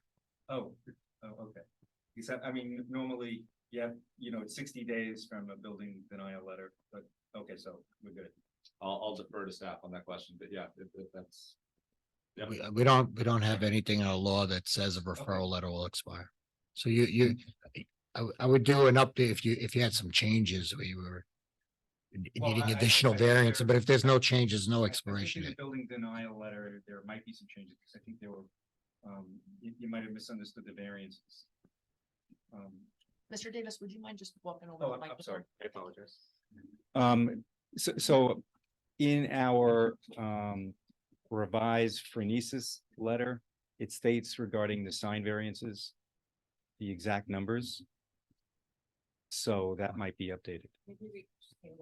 Yeah, we'll look at it again if Okay. there's something to be. I mean, it's nothing that adjusted. we changed. I think it was either our initial fault or maybe there was an oversight. It said that it was 40 feet permitted. It's actually a little bit less. Okay, So, okay, I'll take a look at it. okay, thank you very much. Very good. Valerie, or Tony, anything else that we need to talk about on this application? No. Okay, then we have a motion to adjourn the application. Isabel Wynn, motion to adjourn the application. Bobby Bowker, second. Any objections? No objections, motion carries. Thank you very much. Okay, thank you. Alrighty. Hopefully we'll see you soon. Yep. Good night. Good night. All right, so we're gonna go on to item B on the agenda, which is 80 Main Street. So I know there's been some changes to this since the last time it came before us. And I guess Valerie, just have a real quick, and then we'll hand it over to the applicant. Yeah, so, thank you. So I think sorry. This application is, no variances and necessary. So this one is really just here for site plan approval. Although, a couple things just to note, I mean, I think we're asking the applicant to, present their revised plan. They revised the plan from last time they were before this board, and so I think tonight's, discussion is really your feedback on the revised plan and kind of next steps in terms of the actual site itself and what's necessary to complete the site plan. Great. So, go ahead and introduce yourself. Thank you, Mr. Chairman, members of the board. You don't have to stand, so relax. How's everybody doing? Everybody's okay. Good. It's always interesting being toward the end. You get to learn a lot, you know. In any event, Mr. Chairman, members of the board, council, Madam Village Manager, Miss Manashka, Tony, good to see you, Mr. Building Inspector. My name is Al Piro. I'm representing the applicant in this particular case. I haven't been here for a while, so it's nice to see you all again. However, I am going to go back in time tonight because the application tonight is going to be a very interesting one. Our application is going to be a little bit amended because I'm either asking in the alternative that the board make a decision that no site plan approval is required. Or secondly, if you decide that one is required, that you approve it with conditions. Now, why do I make that request? Hopefully you haven't heard that request before. Well, if we go back to the history of the site, this project was approved in 2012. The site plan that was approved in 2012 is the plan that's before you tonight. There have been no changes. The only change that has occurred is that there was a collapsed wall, and as a result of which, it is what we call a field condition has evolved. Has nothing to do with our property. That's on 60 Main, although I am going to address that. The only other thing that has occurred is when our applicant initially came in, the fire department had indicated that they felt at that time that there may be a need for access to the rear of the building. The applicant therefore filed for a new site plan approval for that deck to be approved. As it turns out, in August of this year, the new fire chief made a determination that indeed that access is not required. So that part of the application is withdrawn, which leaves nothing. So that puts us in this situation. I just want to address that for a minute for everybody's comfort. In 2012, when the applicant at that time made the presentation, they addressed this issue of the fire access, the fire trucks. And what they were able to establish with their engineer at that time was that the fire truck on the access road has 300 feet of hose in each direction, and the building was sprinkled. They made the presentation and satisfied the board at that time that indeed that access with the three sides was sufficient. My client changed it because of the prior fire marshal. And then when the new decision came in that it wasn't necessary, which was indeed what it was originally, he's withdrawn that. The only other thing that we've done is we got a request, and by the way, thank you for the memos. They were very helpful, Madam Planning Consultant and Kellard Sessions. I had a chance to go through them. A lot of the comments, because we've been here for a while, have been answered. But one of the things that was raised was the fact that the fire department asked as a courtesy if we could remove a concrete aisle that was in the parking garage because they felt it'd be a little easier for them to get their vehicle in and out. We did do that. That is a revision that we did. That revision is under 4,000 square feet. So technically, if you wanted to consider that as an amendment, it's a type 2 action. Under the present circumstance where Madam Planning Consultant indicated this was an unlisted action, she was correct. Now, I respectfully submit that it is no longer an unlisted action. CEQA doesn't apply, and frankly, we have no site plan application. So I do want to address, however, a couple of other things because they're important to the community. After the building was built by the then owner, who had trouble and when it's default on the building. Um, the wall on the adjoining property, 60 Main Street, collapsed. The reason it collapsed because water was running between our building and the back of that wall, which made it, totally inoperative in terms of what it was designed to do. That having fallen, the village, rightly or wrongly, and we want to be a good neighbor in that regard, even though it's not on our property, that slope, we've been asked by the building department and others to address that, and we are. So whether or not it's part of this application or part of what's before the building inspector is irrelevant. What we're going to do is we have done pull tests. I think most of you know what that is, right? What that means is we're going to put mesh up on the slope, which has now been cleared away so we can see all the rock. And what we're going to do is you put a mesh up to the top of the property, all the way down to the bottom.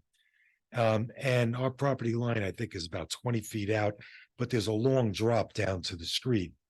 And what we're going to do is we're going to nail, and that's what it's called, nailing the mesh into the rock. When you do that, one of the tests that you usually do is what we call a pull-out. And a pull-out means you want to make sure that the nails that are driven into the mesh, into the rock, you want to make sure they're going to hold if there's any erosion in that slope. And that's the test.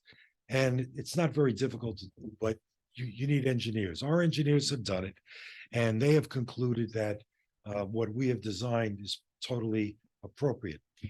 Mr. Macri, who I spoke to today, I had received a communication from him, and actually it was to the board, but it was I think sent over to Mr. Corky, and I got a chance to read it. I called Macri and I said, listen, I read your comments in the letter. You needed a clarification on 2 of the sheets. And I said, fine, we can handle that. And he also wanted some other engineering information regarding the pull test that we had done. And I said, fine, we're going to take care of that. I then tried to push him a little bit further. He didn't want me to make too many representations to the board about our conversation. But I did get him to agree that he would have no problem if the board decided the alternate that they wanted to approve a site plan subject to conditions, that he'd be fine having it dealt with later on, I guess, when we're going to go for our TCO. So that's where we stand on the application. I hope I've explained everything. I'd like to hear any questions. If I missed anything, we have tons of consultants on Zoom. We've got people who work for the company. We have the principal. We have Mr. Corky who's here. It's been a long few days for me getting educated on the project, but in 50 years of doing this, there's always something new. So anyway, that's where we are. Thank you. Matt, do you think you can put the renderings up on the screen? Sure. We can kind of go from there. So I think, as you described the last time this was before us, it was slightly different. I think the major difference being the platform kind of along the hill, which has been eliminated. Yes. We kind of scroll down a little bit. This is actually in front of us as a site plan and a VAR application. So kind of just looking at this view of the building, a couple of things stand out to me. The first is the elimination of the walkway. Does a couple of things. It has a very awkward and abrupt egress door that just kind of looks this little dead end walkway. I realize that that's a walkway out of the building, but it looks kind of accidental. And this is a very prominent view, right? This is what everybody sees driving up Main Street from the train station or from any of the businesses down in that portion of the village, Harbor Square, etc. So I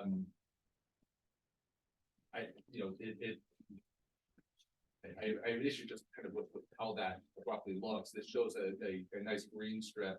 I don't know if nice is the right word. It shows a green strip between the building and the slope, which is obviously not real and couldn't exist. And I don't know, what daredevil with tie-offs would go and cut off, cut that grass and maintain it. And talk about maintaining that grass, like maintaining the building, right? Like you getting out there to paint or to do work, wash windows, right? So some sort of access on this side of the building, just kind of, for the answer to be just kind of, eliminate until we're left with kind of, the least possible, I don't think is the answer here. I think that the platform that was there before, I mean, maybe not, I don't know if the width was previously dictated by the fire department, maybe that was not necessarily, maybe that's not needed, but some sort of access, I think both just aesthetically to kind of ground the building that it's sitting on something, not just like about to fall off. I get comments from neighbors and from folks in the village all the time. They ask me, Seth, is this gonna fall off the hill? I'm not an engineer, so I don't answer, but that's it, that I think that speaks to an aesthetic problem that the building has right now. But that's the original building. That's what you approved in 2012. I didn't approve anything. Well, when I say you, when now. I say you, I mean the planning board. I realize, I don't. But let me I don't address one realize thing that. if I may, because I forgot this and you just reminded me. The last time, as I understand the last meeting, the board was concerned about what we were doing within that slope in terms of I guess both plantings and aesthetics. We're happy to do whatever you want. We would like to, if you would, there's a method that's called hydro planting, which we could easily do and seed the site if that's what you want. If the board wants something else, we'll do that. But I want to hear from other board members. What I'm talking about right now is different from, we have to understand what's happening on the hill as well and what that will look like. And I don't think we have a good representation of that here. But yeah, having some sort of an access platform that spans along here, which creates a ground, a bottom for the building. And I think just as a basic need for access, I think it's something that was my initial reaction. But yeah, I mean, I definitely want to open this up to the board for folks to comment. Lots of the platform removed, just there, put it back to its original site plan that was approved in 2012. That's why we removed it. Well, the platform that was the deck Yeah. is what it was. It was put there when we made the application because at that time, the fire department indicated that they wanted access on that side. We only have 20 feet from our property to the adjoining property line. Can't get a truck in there anyway.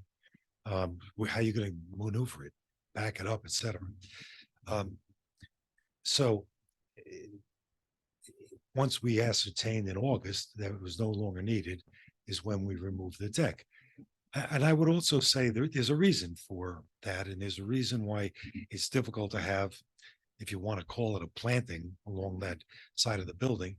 It's not impossible, but it's difficult, is that it's all rock. There's, it's right up to the top. We've now been able to see that the entire side is rock, which is what we're pinning into. Yeah, what I'm talking about right now is not planting. I commented on the green strip there because I don't think it's realistic, and I think it speaks to just a lack of resolution to this plan, right? So what I'm speaking about is the deck, right? Is which was a version of lots of different horizontal platforms that have been on that, I guess that's the western base of the building. Whether it was the ground created by the old retaining wall, whether it was the prior platform, the prior retaining wall that we've seen in different iterations. It needs something.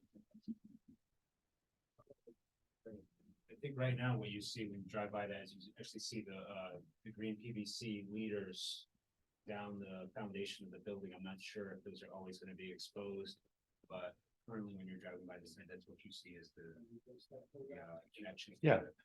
Bob can address that. Yeah, the PVC leaders that you see there were put in on an emergency basis on an order from the village when the wall collapsed.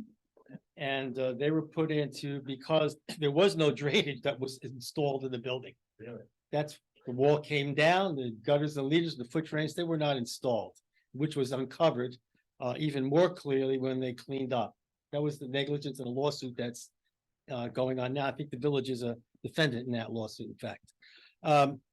So they were put in on an emergency basis and put down that way to be able to collect the water and take it over to the storm drains. And that's where they're there. That's not the final product, but until we get approval to do something, that's what has to stay there. Mr. Roy, I've been involved with that project. You know, I represent the people down below as well. I appreciate what you're saying about the sidewalk, but I've been on that site so many times and walking over. You don't really see that sidewalk from down below. You know, it's not there. But what we'd like to be able to do in the design is to get something there. I don't know exactly what, one of the reasons we want to do the excavation and the testing and the further removal of the soils to see what actually is there. You guys may know that that building is pinned into the rock, right? That's the way it's built. It's been monitored both by the current owner, by the receiver, the federal receiver who was monitoring there, and as well Hudson EFT, the owner, under order of the village. That was, I hope they replied to you, Joe, as to the. Yeah, I have a full engineering report when the wall collapsed. We had an engineering report done by the then owner to have give us what the structural integrity of the building. The building's safe. The building's not moving, hasn't moved at all since that collapse. But I don't think that really, if you go down and look carefully, I don't think you could actually see the sidewalk. What you do see is this thing hanging. This is something what was drawn up. As I was standing here before, I was counting the blocks on the top. These are 2-foot blocks. Tiles. I imagine 2 by 2 grid. Yeah, the thing's here. Here is 10, 1, 2, 3, 4, 5, 6, 7, 8. This is the property from here to the wall. That's the backyard. When you're up there, it doesn't look like that, because what you see is the wall having collapsed onto 60, and you see all the fill and the earth that was placed there by the prior owners, for God knows what reason, has fallen down. So it actually looks like, if you're standing there, it's a frightening place to stand. If you haven't, go stand there, you're gonna think, what the hell am I doing here? Don't go on a windy day, it's really frightening. But that property is only 22 feet. In some places, not even. So you're extremely limited. That's why I think this design, which they've come up with, I think is excellent, but I think it was actually suggested by the consultants and the village engineer. The village engineer suggested. If I might, I think that conversation that happened on site, that Tony was there for, and as was Joe, as was I, was still contemplating the platform being in place. So while I don't disagree with you that that was a suggestion that came from the village, that was in partnership with the platform remaining. I respectfully, I wasn't there, but that's not my understanding in any event. But the concept was to do as little disruption to the site as possible. I have pictures, which we could share, of the site prior to the construction of the wall at 60 Main Street. They're from 2007. The 60 Main Street wall went up in 2008. That site clearly, those pictures clearly show that was a rock, all rock going up. I don't know if you folks have been in town long. That was the Elks Club up there. You remember that? You took your kids there. You guys are too young. You took your kids there after all the teams. And that's where they had the awards dinners, and that's what people knew. Yeah. That eroded. That's why the wall was put up. And I don't, and I don't think that's not, that's what I'm saying, right? Like, I understand that, and the rock that's back there, you know, and potentially exposing that rock and understanding what that looks like. So when I'm not looking at rock there, I'm looking at soil. But that's one component of this, you know, revised design that we're understanding, right? This was not a building that was designed perched on top of the cliff. What you're proposing is to kind of revert back to the building over the cliff. This was never reviewed and understood, right? So there's kind of, you know, how does that look? How is that going to be resolved from a design perspective? And then there's the idea of introducing this platform, which I think has design components. It has, I think, basic kind of functional components as well, just being able to walk around the side of a building rather than having a 4-story facade that's, you know, perched as you described on top of this rock wall, which is, you know, we're not saying that you can't, you know, build it on top of the wall, but there needs to be some sort of way of mediating that rock, the building, and resolving it, designing it and presenting it to us in a way that's, resolved, that looks beautiful, that will, that as everybody can see from the village, this is very visible, right? It's not like nobody can see this. This is one of the more prominent, kind of more visible portions of our village. So that's all I'm saying. It's not the easiest thing in the world to do, No, it's not. and it's a very expensive fix. It's a challenge, but Well- you can't just ignore it. Well, We see the street view of this property.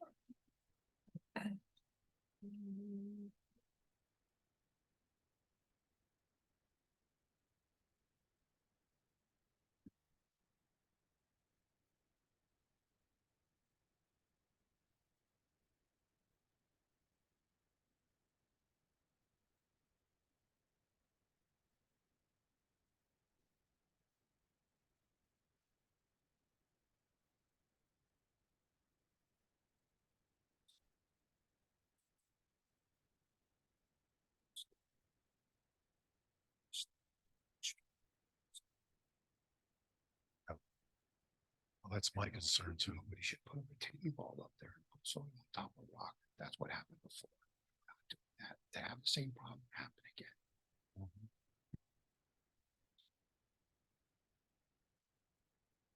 See, the problem now that we have is that with that wall having collapsed and the rock being exposed up to our property, to try to put a platform, deck, whatever you want to call it, and it would have to be attached to the building, could undermine the integrity of the building.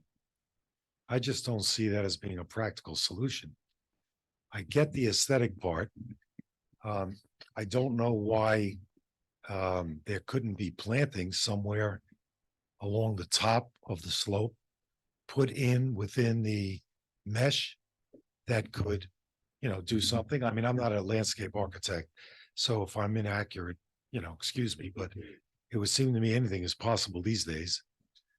But I personally would respectfully request that you not make that a condition, because I think that changes the integrity of the building. Right now, I have a report here, which I'd like to give to the board. I don't have copies of it, unfortunately, so I just got it. Add it to the record if you. May I? Yeah, absolutely. Okay. Thank you. I'll make sure that Jamie Kane gets the copy to put in. Yep. I'm sorry about the discussion about what was said in the meeting. I wasn't there, so I have no idea, and I think Maddie would know better than anybody what was said. But I think that this consideration is something that I would respectfully request that the board think about. And I also would request that if you want to, I mean, there's no reason why we can't bifurcate the site plan approval from the architectural review board approval, I would imagine. And maybe we see if we can get a landscaper to maybe take a look at this slope and see if something could be done within the mesh and yet get our site plan approval, so I can then deal with trying to get a TCO. We have a building completely renovated inside with all, proper approvals have been issued, and we're sitting there with no tenants. The only thing I would add, because it was brought up about the meeting, and if you remember, there were still some other items, like what are we doing with the wall along the side of the property that has to retain the soil from the neighboring property? You're putting a staircase in, or what you're proposing now on this side, that's obviously gonna need to be supported. It's not gonna be able to hang off the side of the cliff like that. So there are, and then you have the stormwater drainage, like you said, you have the temporary pipes that are up there, but that still has to be addressed, because even if you're proposing this, that stormwater has to be dealt with in some manner. So That's been done with the new plan, Joe. right, but your first remark here was that you didn't think that there was a site plan approval needed, and these are items that need to be addressed that do affect the site plan and the All right, parking. so then, but still, if you feel a site plan, I'm not, you guys make the decisions, not me. My job is to present the best case I can for my client. Okay, and if I can come up with an alternate that works. I understand, So, but the let me point finish, that it's let me here in finish, front of the please. board is it has. Just let me finish my statement. Yeah. we can address that as a condition of site plan approval. We did submit that plan. That's submitted. Understood, but just a clarification that whatever is being proposed there does require site plan approval. Fine. Yeah, and, you know, I actually would be happy to hear from other board members as well, because I know that I've been kind of, you know, relatively loud in my kind of opinions on this particular, you know, these concerns, but all of this is related to site plan, right? The access around the perimeter, how the ground meets the building, right? And, you know, how you're modifying the site, it is different, you know, in many different ways from the different iterations that may have been approved previously. It wasn't approved with, or, you know, up against a rock, right? That proposes, you know, access issues, you know, safety issues, you know, someone walking around the building.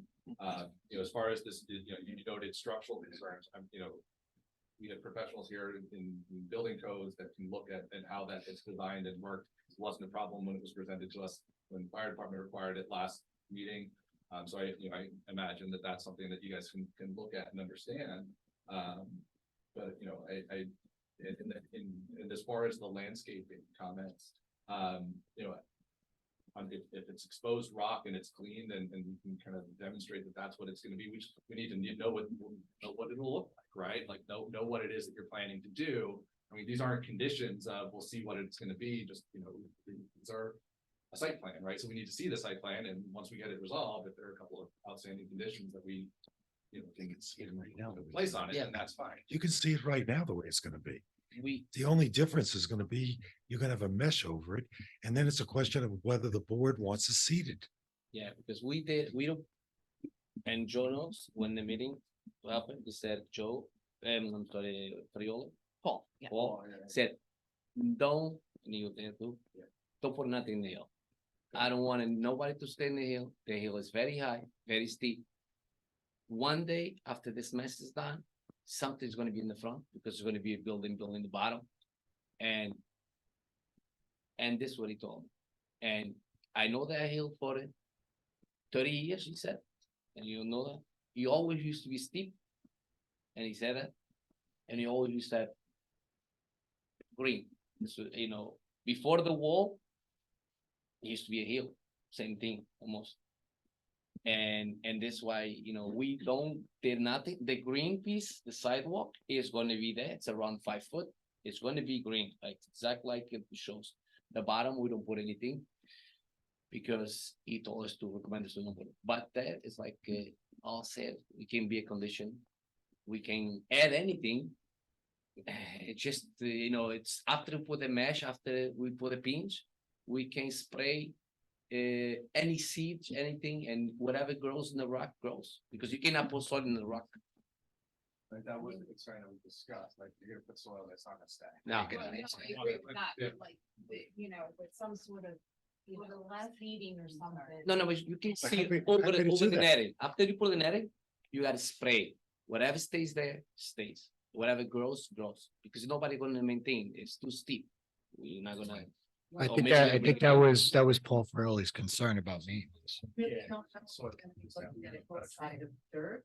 I mean, we saw an iteration that had beautiful rock face like the West Side Highway. I don't know what happened to that. What, I know that's expensive and not feasible, but I have to agree with Seth in terms of the presentation of the rear facade of the building, and that sort of, you know, between the lowest balcony and this sort of beige facade there, and looking sort of the combination of looking up at a bare hill or whatever. I don't know what the mesh is really going to look like and how it would, you know, might be helpful to see different iterations of what that would look like. I understand that there may be. I think we have building at pictures some of it. point in the future, but we don't know what that is going to look like. So right now, this is what people see when they're coming up the hill. And I remember when there was the Okay, wait a flood second. in 2012 and what, you know, the collapse. But this doesn't look much better than that. So something, I don't know what But I it kind of is. think this is what it is now. It's a big rock. and What do you do with that? How do It's you gonna be like utilize this. that? That's it. And it is what it is. I'm sorry, is. can I just interrupt the flow of conversation for just one? These microphones are super duper sensitive, so if more than one person speaking at a time, the folks who are listening at home are gonna hear gobbledygook. So please, one at a I mean, time. I'm not sure what the answer is. I appreciate the concerns, but, Just wait a second, please. I agree. with Seth, something needs to Okay, do we have a rendering of the side with the mesh?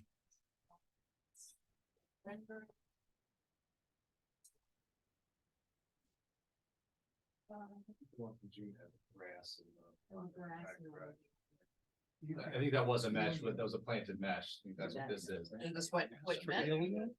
And you'll pull. That was.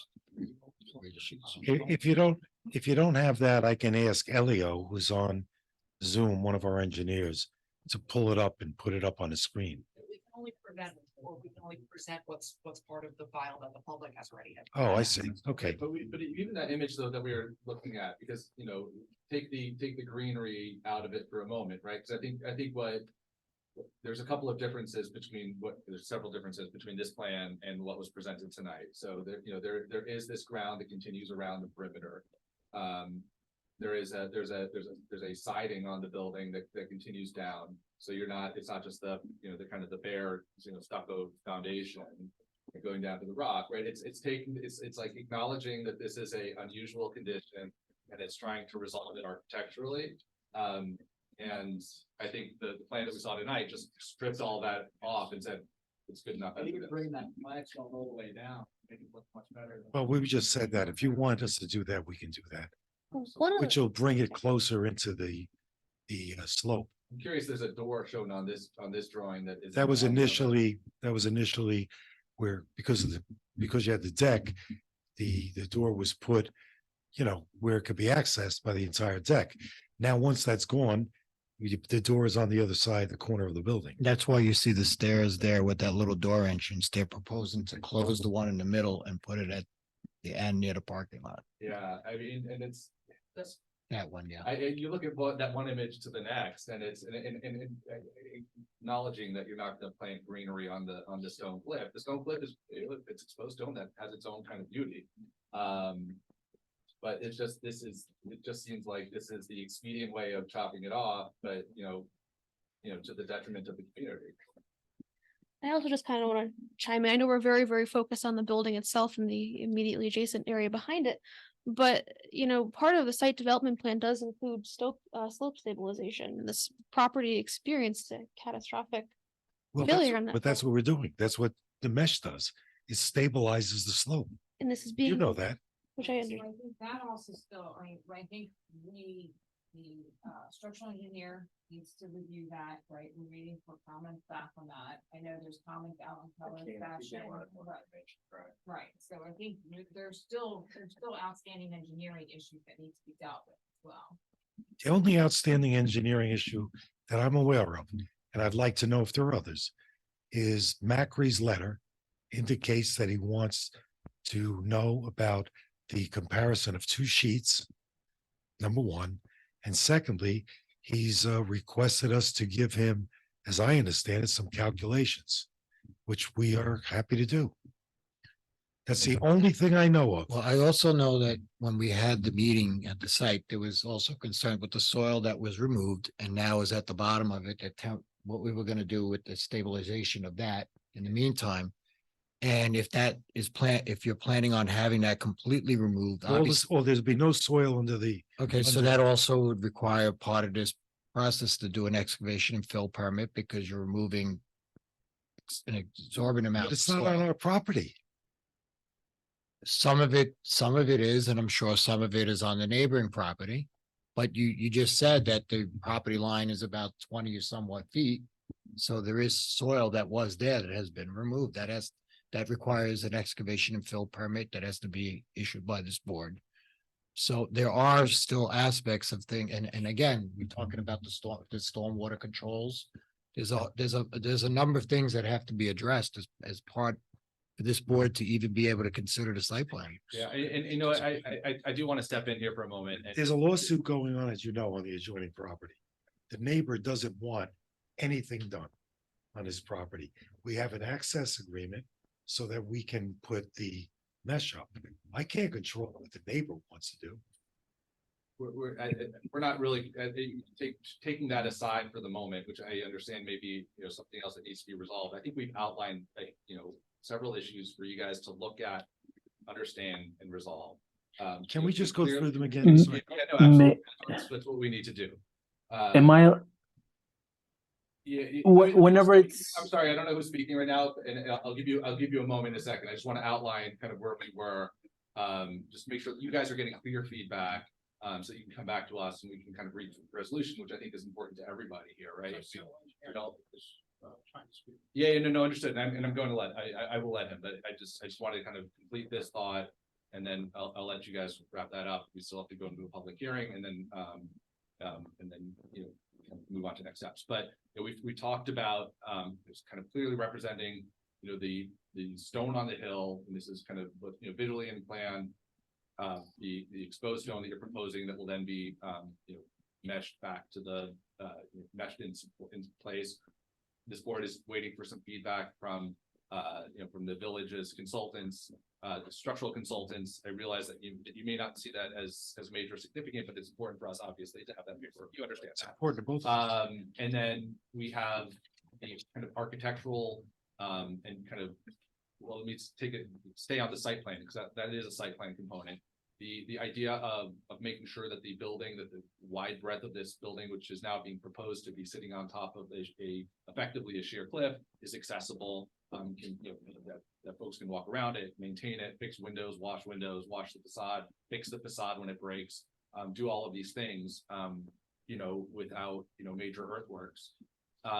So that's a site plan component, some sort of a platform, which also plays into, I think, just visually understanding kind of how this building is grounded, just from a basic architectural perspective, and how it relates to the hill. And maybe there's some other relation to the hill that accomplishes what I'm describing, and what we've talked about, that's not that platform. I don't know, but it needs to be resolved. It needs to function, and it needs to look appropriate. And I don't, from what you guys have shown us, what's been represented here, I don't think we're there. So on top of the kind of engineering issues and Tony's list that he's provided with you, there's those kind of more technical items as well. I think we still need resolution on those items. That's what we're looking at. May I ask a question? You may. Okay, thank you.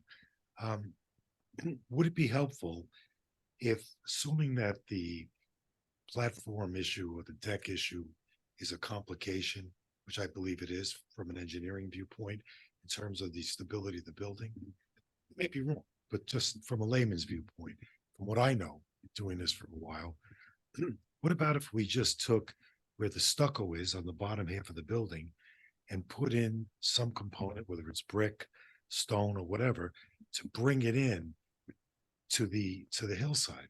Would that be something you'd consider?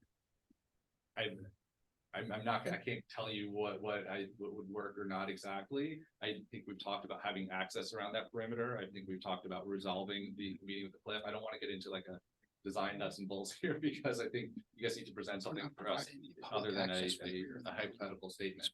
And I do know, I am mindful that one of your engineers was going to make a comment as well online. hello, Elio Corey here from Land Associates in Goshen. I just want to touch up on a few points. Essentially, what we discussed at the August 9th site meeting was that the rock slope was perfectly fine with the building department, so that we could have exposed rock with the Teco essentially mesh on top of it. And that is essentially something that the town wants. It falls perfectly in line with the feel of the area. So that's one item that we consider resolved in terms of the rock slope itself.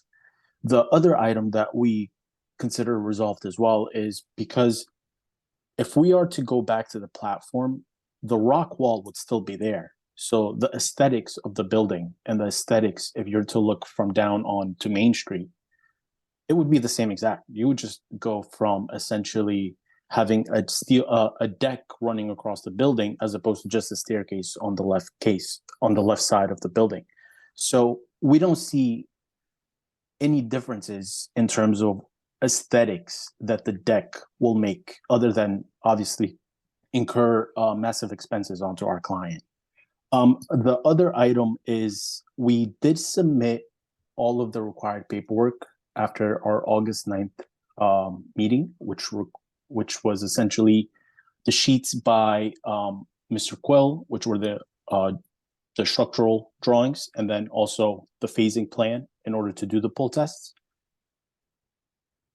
And from our understanding was that once that was submitted at the next planning board meeting, the building department would have submitted paperwork for us to have the fill and excavation permit ready. And that is in the memo that was submitted for everybody as well. So if I'm speaking out of line, please do let me know. Hi, Elio, this is Maddie. Thank Hi, you. Maddie. I think that's mostly correct. I do have a question, and then I also wanted to ask Mr. Quill if he could turn his camera on. But with respect to the email that I sent out, my notes from the August meeting that it seemed like were good by everybody. What we discussed was if you could get us the information soon. I don't remember the date of the August meeting, but seeing as we didn't get this information until September 7th, Kellard Sessions and other consultants felt that they needed longer. So it was about 30 days, after we had the meeting that we got the plans. So I don't dispute what you've said, but we didn't really have as much time as we were hoping to have after that conversation. And then I also did want to follow up and ask the question, Mr. Pirro, when you started, you mentioned that the poll tests had already happened.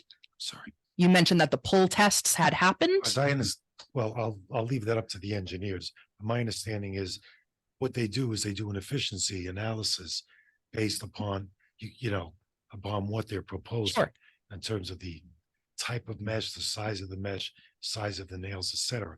I'll let them speak to that. I'm not the engineer, so I don't want to misrepresent anything. I just want to make sure we have a shared understanding of where we are in the process because. Okay, can anybody address that? Yeah, if you don't mind, I can jump in. Yeah, I think you were premature in indicating that the poll tests had been done. No, we weren't going to plan on doing a poll test until we got a contractor on board and we were, drilling into the rock and doing the epoxying. But it's a very simple. I thought that what you did was you had the size of the mesh that you proposed and the nailing information was already recommended. Yeah, we did all the designs. We based it on a certain. Yeah, we did all the designs and we based it very conservatively too on drilling the anchors into the rock. And so that's what I meant. I didn't mean that you can't do the test till it's out in the field. But exactly. The point I was trying to make was that you had done the engineering on it and that was being submitted to Macri. That's the point I was trying to make. I believe we've submitted all our calculations to Macri. All right, thank you, Mr. Quill. Yeah. Guys, look, I think that we've covered the ground that we're going to cover with this right now. I think that as a board, we've provided feedback to you guys to go back with resolving how this building, which used to be on the ground, is now on a sheer cliff. Nobody's disputing. I think that the village's preference seems like everyone's in agreement is that the cliff is a good idea. I think that I haven't heard anything on from board members saying that that's not appropriate and a good way of resolving this. But now we need to take the next step of saying, all right, we got a building, we got a cliff. How are the two going to meet? How is it going to be done safely? How are you going to maintain and access the building? All of these things which are not resolved, right? So that's where we need to go with this. I would like to ask the board for a motion to open a public hearing, which we haven't done yet. Bobby Bowker making a motion to open public hearing. Sorry, Scott, I second the motion. Any objections? No objections. We're in a public hearing. Is there anybody here from the public to speak to this application? I do not see anybody in the room. Is there anybody on Zoom? You can use the hand raise function who would like to speak. I do not see anybody from the public using who would like to speak. Can I have a motion from the board to adjourn the public hearing? Michael Aronson, motion to adjourn the public hearing. Isabel Wynn, I second the motion. Any objections? No objections, carries, public hearing is adjourned. So, I'll just, as I normally do, Tony or Valerie, is there anything that we haven't discussed yet? We're clear, all There's right. one thing I need to add, if I may. Very in, you know, Just 30 one seconds, minute. yeah. One of the other concerns and there was such, you were very determined in your point of view. One of the things I'd like you to think about between now and the next time is the fact that we don't want public going back behind that building. We don't want them overlooking that cliff. We don't want to run the risk of somebody falling down over that cliff. We just do not want the public back there. I think it's a bad idea safety wise. I don't think anybody, I understood, I don't think anybody wants the public in their backyard, and. But that's what a walk will do. I think that we look forward to seeing kind of the evolution and how we can. Thank you for your time. Thank you. And I do appreciate all the feedback. Thank you.